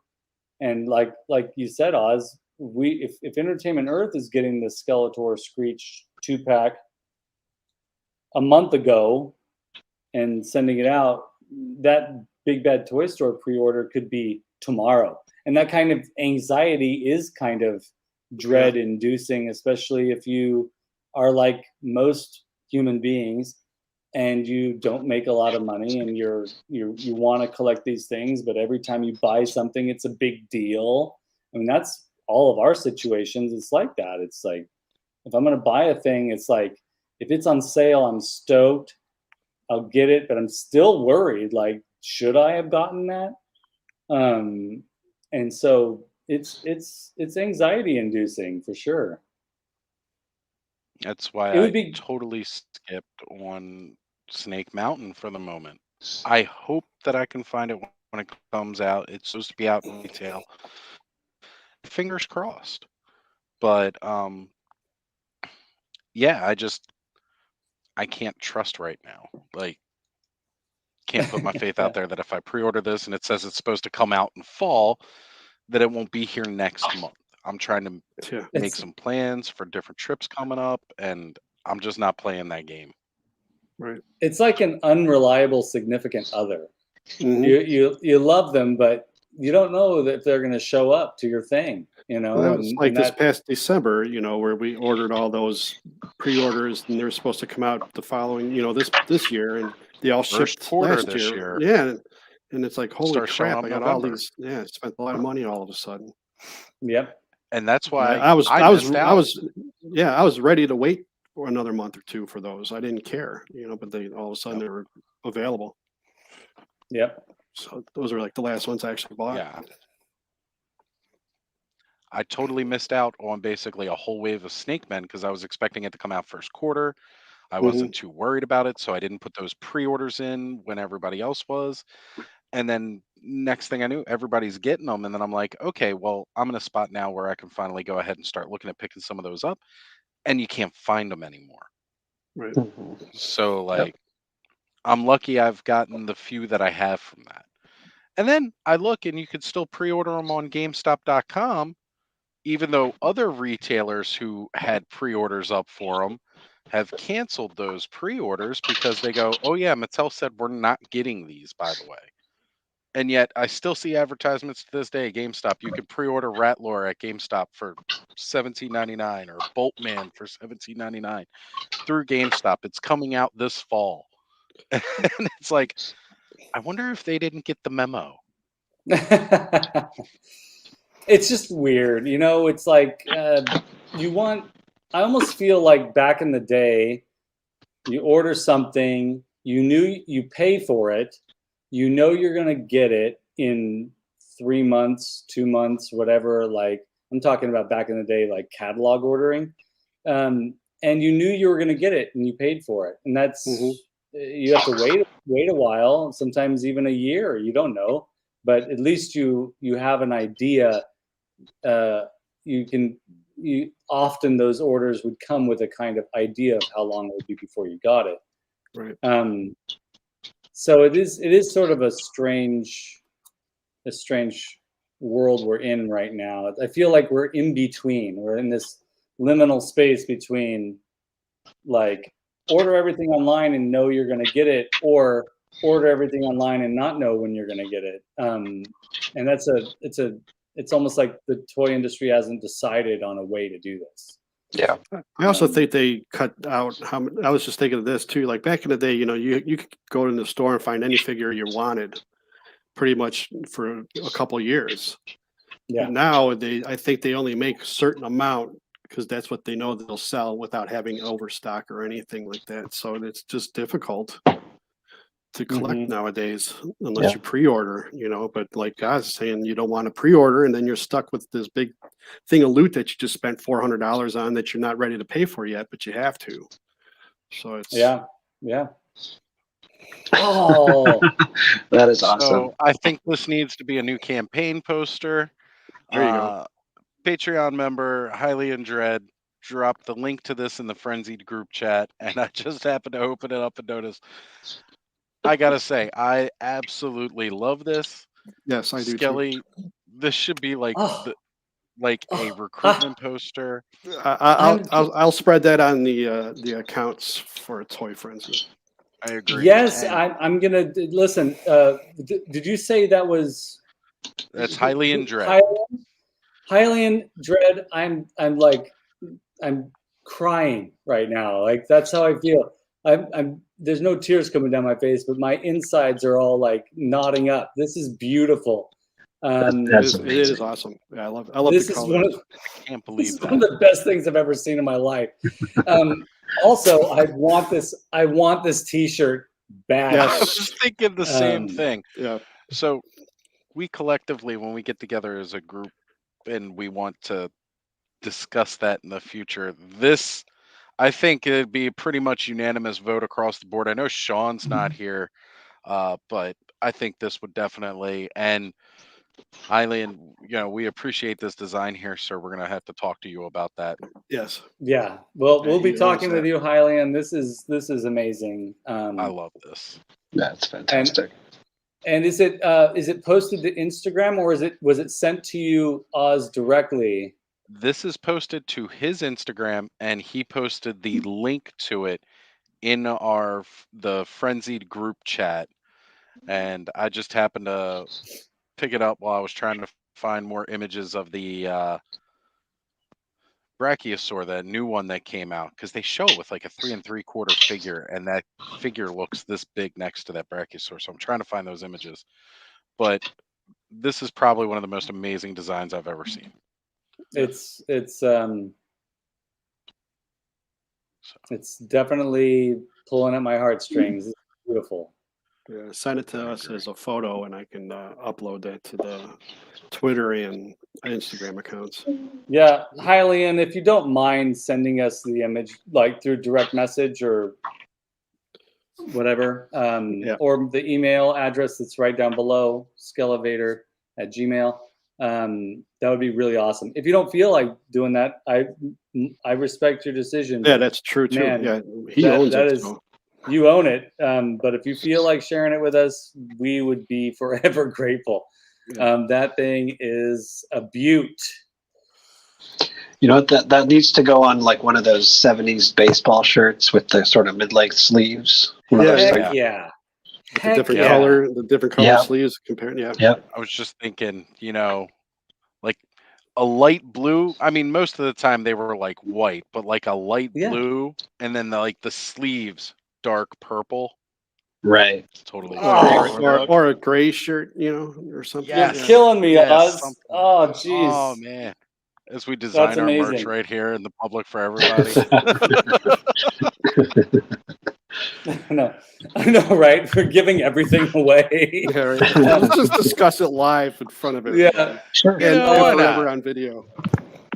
it's Great it's business, joy guys. inducing.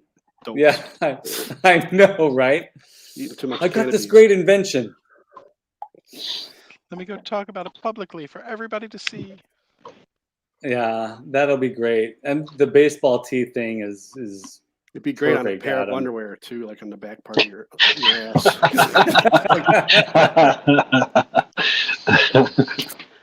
Absolutely. Hylian says, do whatever you want with it. Just did that for fun. Love the Frenzy and Motu community. Well, thank you. Hylian, you are amazing. We really appreciate you. Thank you When so we much. when I share it on the Instagrams and stuff, I'll make sure I tag him as the. That's right. That's right. Absolutely. If we ever make it into something, Hylian, of course you'll get whatever that is. Pennies on the dollar. No, I'm just kidding. We'll I mean, we're probably sell gonna it- get pennies too, so it's can't give it all. You'll away. get your We'll 2 sell it cents, to you that's for real sure. cheap. Yeah. So We'll put it on No. T-Public. We'll sell it for $20. We'll get a 20 cents for each shirt, and we'll have to split it. Hylian, you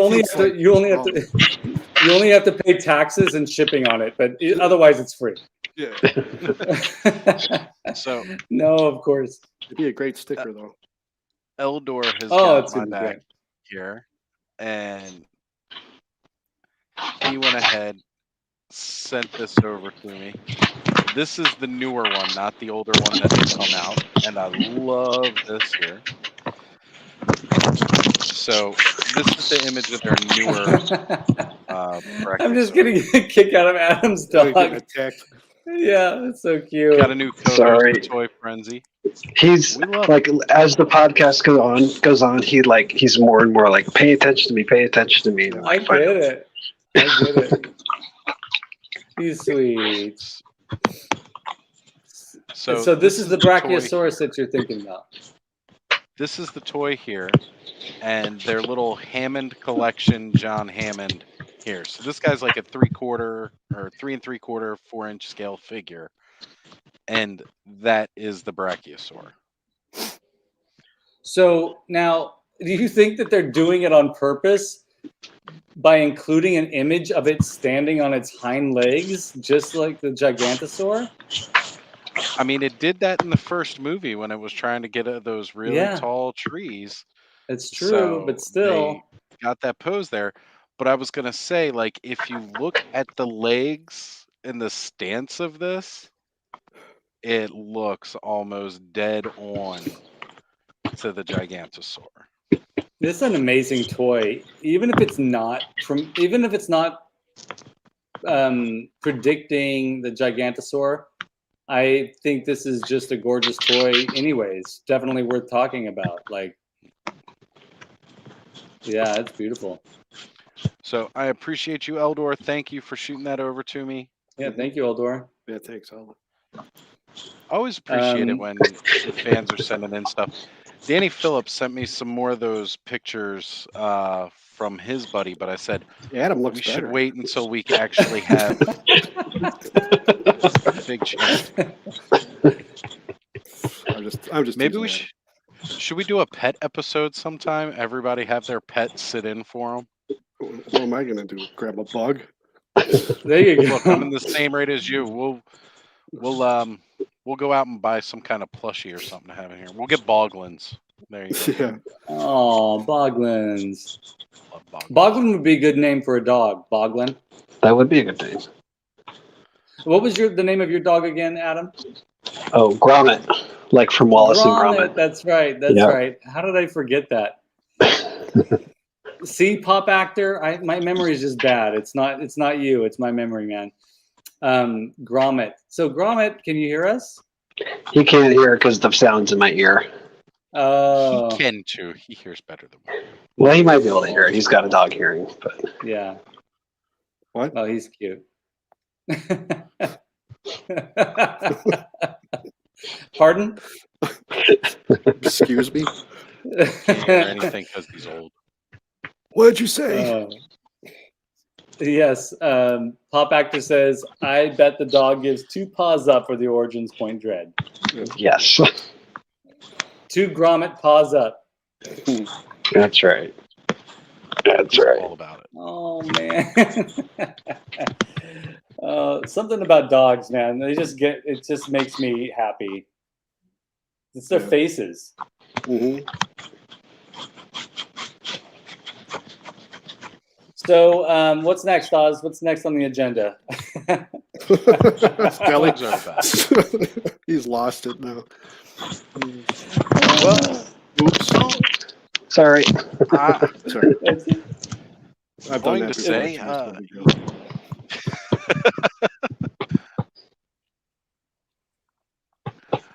I mean, did we want to talk about what I mentioned to you guys earlier? No, because that's a fucking stupid idea, so we can skip that. Wait, I want to do this really quick. Have I ever done this? I don't know if I've ever shown the top here. Oh, nice. Nice. I'm particularly proud of Very the way these things look up there. Yeah. It should be. Looks great. That is All right, fantastic. Just had to show off a little bit there. Well, now All right, Skelly's so- got to get a vintage Point Dread to sit on his vintage Grayskull with the. Oh, yeah. It's going to look very You need- unbalanced if you don't do that, sir. Yeah. But I have Officer Big Mac up there. Officer Big Mac. Officer Big Mac I don't know. looks great in Snake Mountain. Yeah. Oh, okay, yeah, all right. That's another problem. Like, I committed to that Snake Mountain. I want that Snake Mountain. As soon as it was announced, I knew I was gonna order it. So I'm already like setting aside the monies to get it, and I don't know where I'm gonna put it. It's part of the issue. But yeah, Officer Big Mac. I think all the McDonaldland characters can go into Snake Mountain. That's right. Anyways, Oz, what were we going to talk about? That Bobby doesn't like the idea of talking about. I was just kidding. No. Bobby hates all ideas. My idea? Swat it down. That's terrible. You're Why talking would you about- even think. Stop thinking. Yes. What were you going to say, Bobby? Okay. I see it. So we're talking about the future episodes. Yes. So for Not many ours, right? viewers, Yours. so what it is, Here comes Oz's plug. you want me to go hard? Because I did just stream a whole weekend straight spewing about Toy Frenzy and everything else. I will definitely did. go hard. Oz promoted the heck out of us this weekend. We got to be thankful. I'm sure. From Thursday through Sunday, 2 times on Friday on 2 separate channels. 'Cause That's I love right. you guys. At the same So- time. Not at the same time this time. It was just I took like a 15-minute break and then jumped back in. Thanks, Captain Biscuit. So I So are you going to continue, talked with Oz, the or what? guys. Oz is gonna walk out, Bobby. It's funny he's Oh, man. crying so hard he hasn't realized I yet. know. I'll quit. I'm gone. See you guys. I love you. I ain't around no more. I don't do nothing anyway. I just sit here. You are the social media manager. Oh yeah, now I got a job. Yeah. You've got the you're most our- important job of all. You're our Steph Waldorf. You're the eye candy of the episode. Yeah, my ass. Not on here. That's what I'm getting to if you'll let me talk about it. So we've joked quite frequently about Bobby having the Snake Mountain After Dark show. Yep. And Oh, that's yeah, still yeah, yeah. something that's up in the air. He's still working on that, and I can't wait for it when it actually happens. And what we are doing now is, well, what I'm going to do for all of our Patreon supporters on my channel, instead of doing these 5-hour long streams on Saturday nights, it's going to be shortened to 2 hours, and then there will be an after show Yes, that'll be going on, but it's only going to be exclusive for Patreon supporters. that's right. And So, you can be a Patreon supporter of even Adam, right? yep, Yep. And Bobby and Skelly. I mean, I'm saying and or right or right. and so we really want to make sure that we are we want to let Adam's Patreons know too that Yep. you're welcome as well to be part of the Toy Frenzy Patreon community. That's right. And I know Shawn has said he's got something cooking up in the works as well. But for Yeah. all of our Patreon supporters across the board, Bobby's, Skelly's, Adam's, my own, John's. anybody who is in our group chats, and one of the members of the Frenzied that you have just seen that most epic looking recruitment poster that probably promotes just as well as Bud when he mentions it throughout our intros and stuff. You sign up for any of our Patreons, and you'll be able to have access to the Saturday night after show, which I actually just made that flyer going on here, but you guys are seeing it here first. As soon as I get it up there. Well, There it we're is. waiting. Look, I'm getting older. It takes a little while. But The it's going to be called Frenzied the Frenzied Unchained. Unchained. Nice. And the shackles are orange because of the love of my pet monster, which is actually kind of the whole color scheme here. But Yeah. definitely, it's going to start this Saturday, where I'm going to go ahead and do my normal time slot in a normal episode, and then I'm going to cut that off, and we're going to go ahead and continue in a private stream for Patreons only. So all of our links are listed here, except for Adam's, because I have not gotten his yet to update it. But for anybody who signs up to any one, you don't have to sign up for all of us. You only have to sign up for one of us.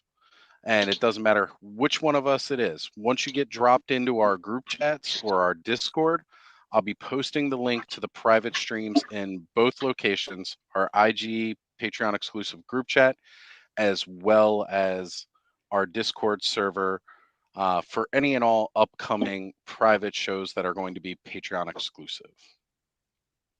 Yep. That's pretty exciting. And what's equally exciting is to see whether or not I'll even be able to stay up that late. Yeah. Well, again, these guys are welcome to join and co-host with me as always. I know Bobby, he's managed to come on and do some pretty long streams with me on Saturdays as well. And it's always fun having him around. You know. Oh, Skelly's not going to be there. I can actually open my mouth a little bit more. Right. Watch out. Don't I'm you? always watching you, Bobby. I know you are. This is frightening. I'll have to send the link individually to everybody but Skelly. Oh, Skelly could come on. I can rip him his ass a little bit. Well, of course, as soon as You wait till next week, pal. I'll comb you. I ordered one of those. Oh, you ordered one? Yeah. I was going to wait to say something, but since you brought it up today. I'm telling you, we got to start our comb switchblade gang. Yep. Because I was going to bring it out of my back pocket and flip it on live, but no, I kind of ruined that because I always open my mouth too fast. Yeah, you just gave it all away. I know. It's just my fault for bringing it out. I'm ridiculous. Now what will happen is when you do it, it'll still be a surprise. Yeah, right. Yeah, right. You I never get know it. when it's coming. You're like, You never know. you're like Skeletor in the Point Dread, sitting there in the driveway. Yeah, right. Oh shit. So I'm definitely excited to be doing this after show. It's it's Unchained, just as it says. So we're not going to be tied down by all the usual stuff that YouTube makes us not do. Which also kind of brings us to what may happen next week, because I think I got to get that soundboard thing figured out before the next episode. We have a returning special guest. Oh yeah, it's gonna be the bleep show between me and him. It's gonna be the bleep show. This will be me. Yeah.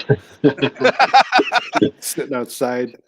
Sitting outside in Point Dread saying, "Screw you guys, I'm going home." Exactly. Because me and Joe ain't gonna keep our mouths shut when we talk to each other. So we're gonna have Joe Amato on next week to talk about some rare comics. We're real excited to have him on. He's already started sending me a few images, so I'm real excited to talk about that with him. And yes, it's going to be an adventure of potential F-bombs, and that's okay. I should play the voice message he sent me if you want to hear it. It's hilarious. Well, because Can we play this on regular YouTube, or should it be? Yeah, sure. It's already passed. Well, I called him up and said, "Hey, bitch, I heard you're going to be on our show in a couple of weeks," and this is what he wrote me. Hey, how you doing, there, tough guy? Yeah, man. Hold on. Let me try to get it on speaker, or if you can hear it. When you brought it up to your head, I could hear it. Oh, can you? Hey, Okay. how you doing? Oh, Hey, tough guy. Yeah, I'm gonna come on there. We'll talk about some fucking newspaper comic strips and some of the weird comics and shit. Because as you know, I'm like the keeper of a lot of this weird stuff. That's how I got involved doing the Art of He-Man book through Dark Horse and doing the Compendium book. And some of that shit that I submitted, they didn't use because it just wasn't right for the type of project they was doing. But I got that. And as you've seen, I don't know if you checked my fucking wall the other day, I showed a little comic thing of like the movie that almost nobody's never fucking seen. James E. You could say Emiliano, all them other people, they didn't even know what the hell this is. So yeah, we'll be able to talk about some of this weird shit and stuff, and we'll have a good fucking time there, princess. Oh, man. So yeah, gotta get the soundboard set up so I can just bleep, bleep, bleep. you should hear when we talk to each other, man. It's hilarious. Oh, I love it. I love that he's a princess. Yeah. Yeah. No, that's going to be good. We're excited to have him on and talk about that stuff because it's new. It's new to me. That's a deep cut that's territory I've never entered into. So I'm really excited. Yeah, I remember talking to him about that a while back, and yeah, it's gonna be some good stuff. Yeah. And Shawn said he'll be returning also, so it'll be the whole gang. Adam, hopefully you'll be able to join us. It'll be all of us and Joe. Yeah. It'll be good. And another thing we have coming up, folks, is 2 big giveaways coming up. So we've got our 50th episode. So 10 episodes from now, it's going to line up pretty close to Bobby's birthday. So it's going to be a 50th. It's going to be a 50th episode celebration. And we're going to do a giveaway. We're not going to say what we're giving away for that, but there's going to be a giveaway, and it's pretty great stuff. And then after that, Oz and I started this almost a year ago. So after that, we've got a 1 year anniversary Toy Frenzy episode coming up, and then we're going to do another giveaway. So not to sound like a YouTube promoter person, but folks, if you have friends that aren't watching this show, tell them about it. Bring everybody on. Let's enjoy this thing together. Get some more people watching the Toy Frenzy,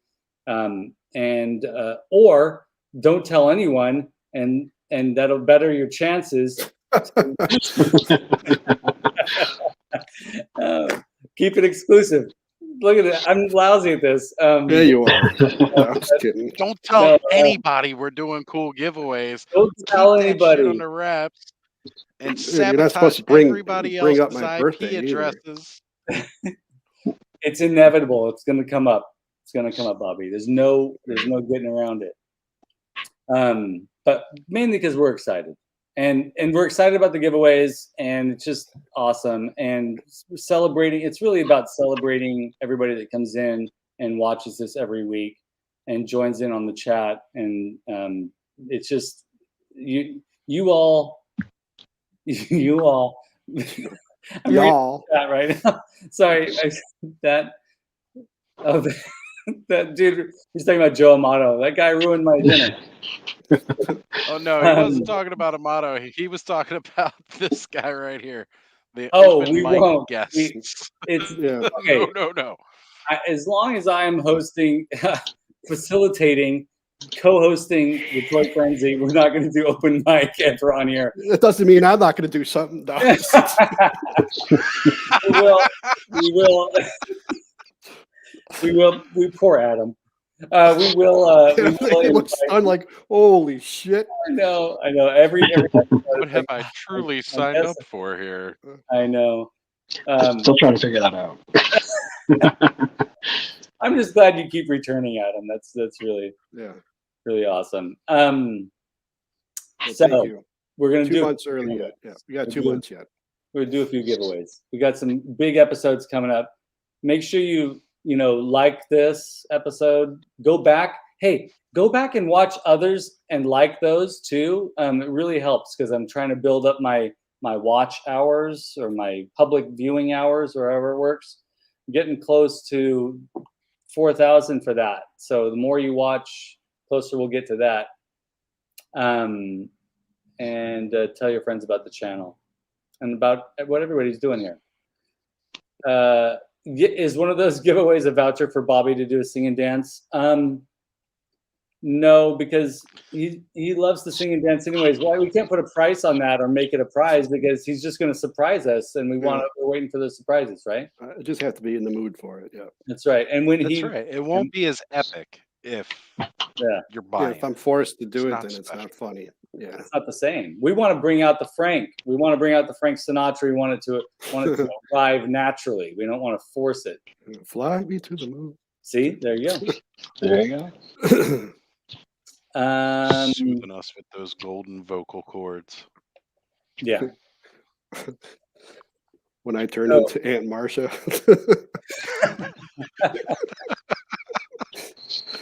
When I listen to that song now, I have to stop thinking about that because I can't get that out of my head, man. It's awful. Yeah. So, what else? What else, guys? What do you all have coming up? What's new? What's exciting in your realms? This guy right here, Adam, is starting to show up all over YouTube now. He is. Yeah. Oh yeah. I did Sergeant Slaughter's Mo Tuesday, which because they're in like Australia, I think one of them's in New Zealand, so like I had to get up like at 5:45 and like splash cold water in my face and get on at 6 in the morning. Nice. I'll have to watch that. That aired this Tuesday, this week. Yeah. Yep. Yeah, that's right. That's cool. I'm just happy to say that my old show, Collectors of Power, was the first one to have Adam on as a podcast. So this is true. It took some arm twisting just because I'd never done any, never been on video on YouTube before. That's why I was when I had you on there, I was so excited to have you on there. It was awesome. Yeah, that was a great episode too. Thanks, it was Bob. my last one with them too. But yeah, it was okay. Awesome. That spawned our brief amazing show Power of Attorney, a podcast. And now he's on with us. Yeah, that's right. So I'm glad to call him a friend. He's a good guy. Yeah, we're really happy to have you part of the family, Adam. Yeah, thanks, guys. Happy to be here. That's when I did more talking when I did my own shows. Seems like I don't talk as much. You did do a lot more talking in those. I did. Yeah. I don't know. I don't know. I like listening to you guys, I guess. Maybe. We got to have like a Filmation episode so you can chime in more. Sure. Yep. Sounds good.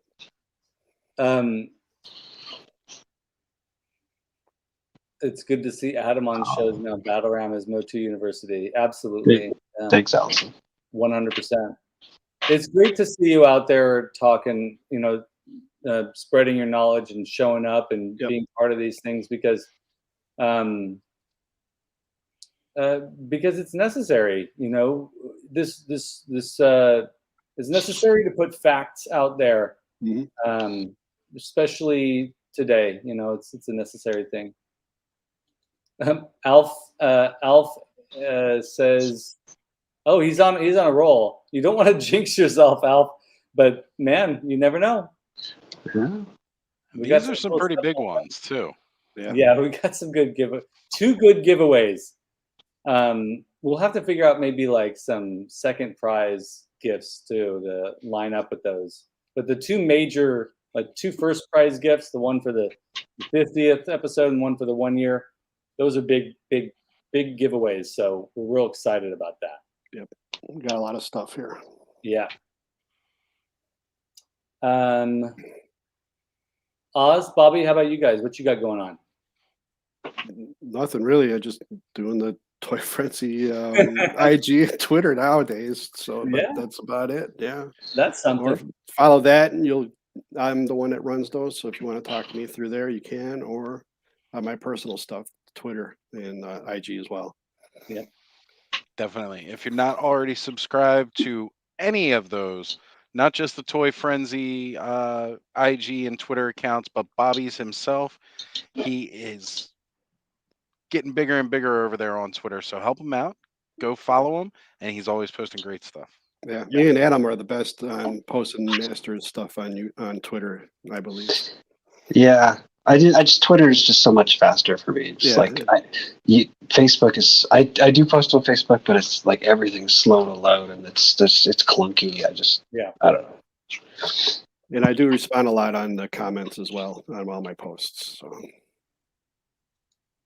Yeah, the Instagram is my jam because it begins with the image, and that's always where I like to begin.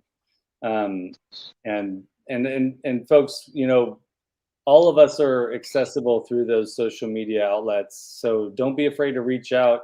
Also, something too that I've noticed doesn't happen a lot we've got the frenzied chat that is for our Patreons, and then we also have other side group chats going on, and then you can also message us directly through Twitter and Facebook and Instagram and all the places.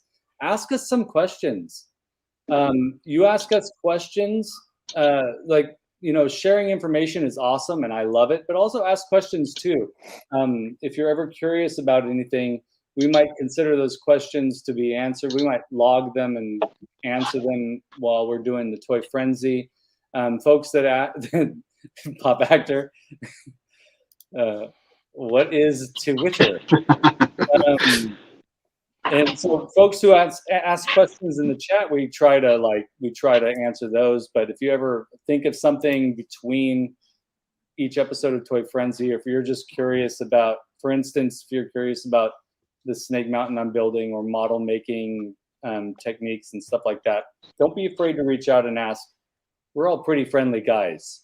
Yeah, just don't get nasty or just don't get weird. Too personal. Yeah, don't get weird with us. We're old, so that means we don't have a lot of patience for weirdness too. So, but be real and ask us questions. That's how we roll. If you want to talk music, I'll talk music all day with you.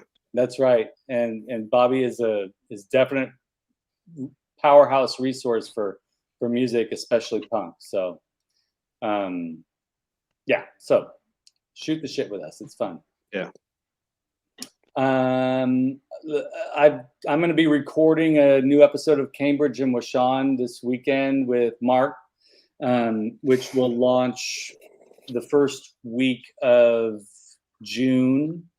I'm getting my month straight here. We've got a good one coming up here, and if you want to get access to that early too, we always post those on Mark's Patreon or my Patreon. beforehand, about a week or week and a half before it posts live on podcasts, or wherever you find your podcasts. And then I took a break off from posting Snake Mountain stuff last weekend, but I did do a little work last weekend, even though I didn't post. So the new Snake Mountain build video is going to be a little bit longer. So stage 7 is going to be coming out this weekend. So keep an eye out for that. The mountain is coming along pretty well. I'm excited. Wait, let's go back to this question really quick. All Music Fan 88. What instrument do you play, Bobby? I'm a drummer. I've been playing drums since I was 15 years old. I also play guitar and bass, but I'm mostly a drummer. Yep. That's awesome. That's you, the wild, crazy drummer on YouTube. That's always like this. That's yeah, that one guy. Yeah, that's how I play. Yep. I do have video of myself on concerts and stuff that we played, but they're on VHS tapes, so I have to get those transferred over. So I can finally see them one day. But I do have a demo CD that we recorded one time way in the back in the days. It's pretty good stuff. Yeah, that's cool. Was it punk style stuff? Yeah, very heavy, hard, fast ass, angry punk. Yeah. Yes. Me and the singer were going through a hard time at that point, and we just wrote some angry songs. Fantastic. It's weird that a singer and a drummer would write the songs compared to like a guitarist or one person, but I wrote a lot of the music and stuff, and he wrote most of the lyrics. That's great. It was similar, like when I was in a band called IG88, and we were like experimental punk. Yeah, it was just bass and drums, and the drummer sang, and the drummer wrote all the lyrics. He wrote the lyrics like on the spot. Yeah, practicing in his head, and he would never forget them. It was like watching a miracle happen. Right, dude was extraordinarily talented. And then I would just like make noise and just go crazy. Yeah. But man, I love seeing an alternative dynamic like that. Yeah. My singer, he would write all the lyrics, and he'd kind of like sing them a little bit to me, and I just come up with the music. Nice. And then I can't wait for you to digitize those videos because we all want to see them. What was the name of the band? Bottom Line. Fuck yeah, that's awesome. Yeah. And the album we recorded, it's called Chrome Plated Rage. Beautiful. Nice. Told you it was angry stuff. I love it. Top actor. I lip sync like Milli Vanilli. Good. That's a talent too, man. I can't do that. Bud says I mostly play guitar and bass and a little drums and piano. That's cool, Bud. I always would love to learn how to play piano, but I think I'm too old now to learn it. You're never too old to learn. I don't know if I can get the hands to do separate things, especially being a drummer. I don't think I can think that way. I'm gonna go out here and I'm gonna say it right now. You're doing the same thing when you're drumming. In fact, when you're drumming, your legs and both of your legs and both of your hands are doing separate things. So I think that learning the piano might just be a hop, skip, and a jump for you. I always wanted to play like Chico from the Marx Brothers, but you who can do that, right? I mean, he was amazing. She's heard it. Yeah. Yeah, I can't wait to hear it. Messed it pretty loud. In fact, if you're interested in hearing some of the stuff that punk music that I was doing, it plays during episodes of Cambridge and with Shawn podcast at the beginning and at the end. So you get a little tidbit, little, what's the word I'm looking for? Treat, I guess. Yeah, what's frightening is I re-recorded that in 1992, so it's 31 years old already. That's craziness. Wow. Yeah, I mean it doesn't feel like it's been that long. No, it doesn't. I swear it doesn't. I don't know where the time went. What'd you record it on? No, we went to a studio and cool. recorded it in the studio. Yeah, we had an engineer and everything, 2 engineers, and set up in the studio. It was a lot of fun. My singer was sick that day, so it kind of sucked. but he worked through that. He drank a lot of hot tea and stuff. But It probably made his voice sound great. oh yeah, he sounds good on there. You could tell in a couple songs he's kind of tired because we had 10 songs. We ran through them the whole night. Yeah. I think we got there at 8 o'clock at night, and then yeah, it was way late in the morning. But I know I was in another studio with another band in Chicago where they like a lot of the like Ministry and stuff recorded as Oh, well. yeah. Yeah, and stuff. So that was pretty neat to be in the studios that they used. That's cool. Yeah, it was pretty cool. That's another way, middle of the night type stuff. We always got the midnight to something in the morning stuff. Yeah, it's probably a little bit more affordable at that time too. Yeah. Well, we Yeah. recorded ours on a 4-track in Oh, okay. 1994 in the drummer's bedroom. It was like so lo-fi. Yeah, my first band, we did that. We had a 4-track. Our band was called Bad Cold, and that's our high school band. Great. That's And great. we recorded on a 4-track. Yeah, he had a 4-track. We recorded in his garage. That was a lot of That's fun too. fantastic. I love that stuff, man. We had fans, like friends in the neighborhood, and this little kid named Luke Bama. He'd run around, Bad Cold, Bad Cold. He'd scream her name all the time. It was kind of cool. That's fantastic. Well, guys, we're at the 2-hour and 35-minute marker. Yeah. Shall we close up shop? Yeah, we could. Let's do it.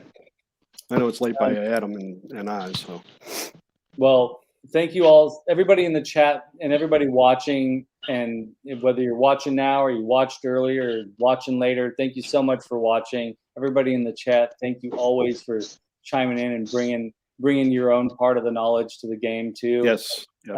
We really appreciate every single one of you. Yep. I know we talk a lot about the Patreon opportunities. Just know that the Toy Frenzy will always be here for you, whether there's Patreon or not. We totally understand if that's something you can't do.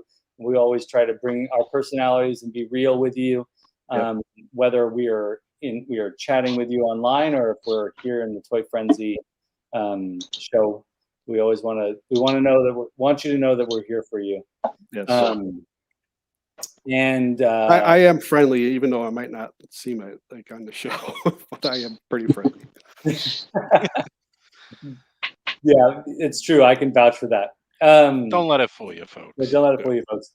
Also, Adam, Oz, Bobby, I just want to thank you guys, man. Every time we come on here and we talk, it's a joy, and Yeah, it's fun. you make me feel real good about all this, and Mhm. it's awesome. Well, thank you. Yes, this is a blast. Yes.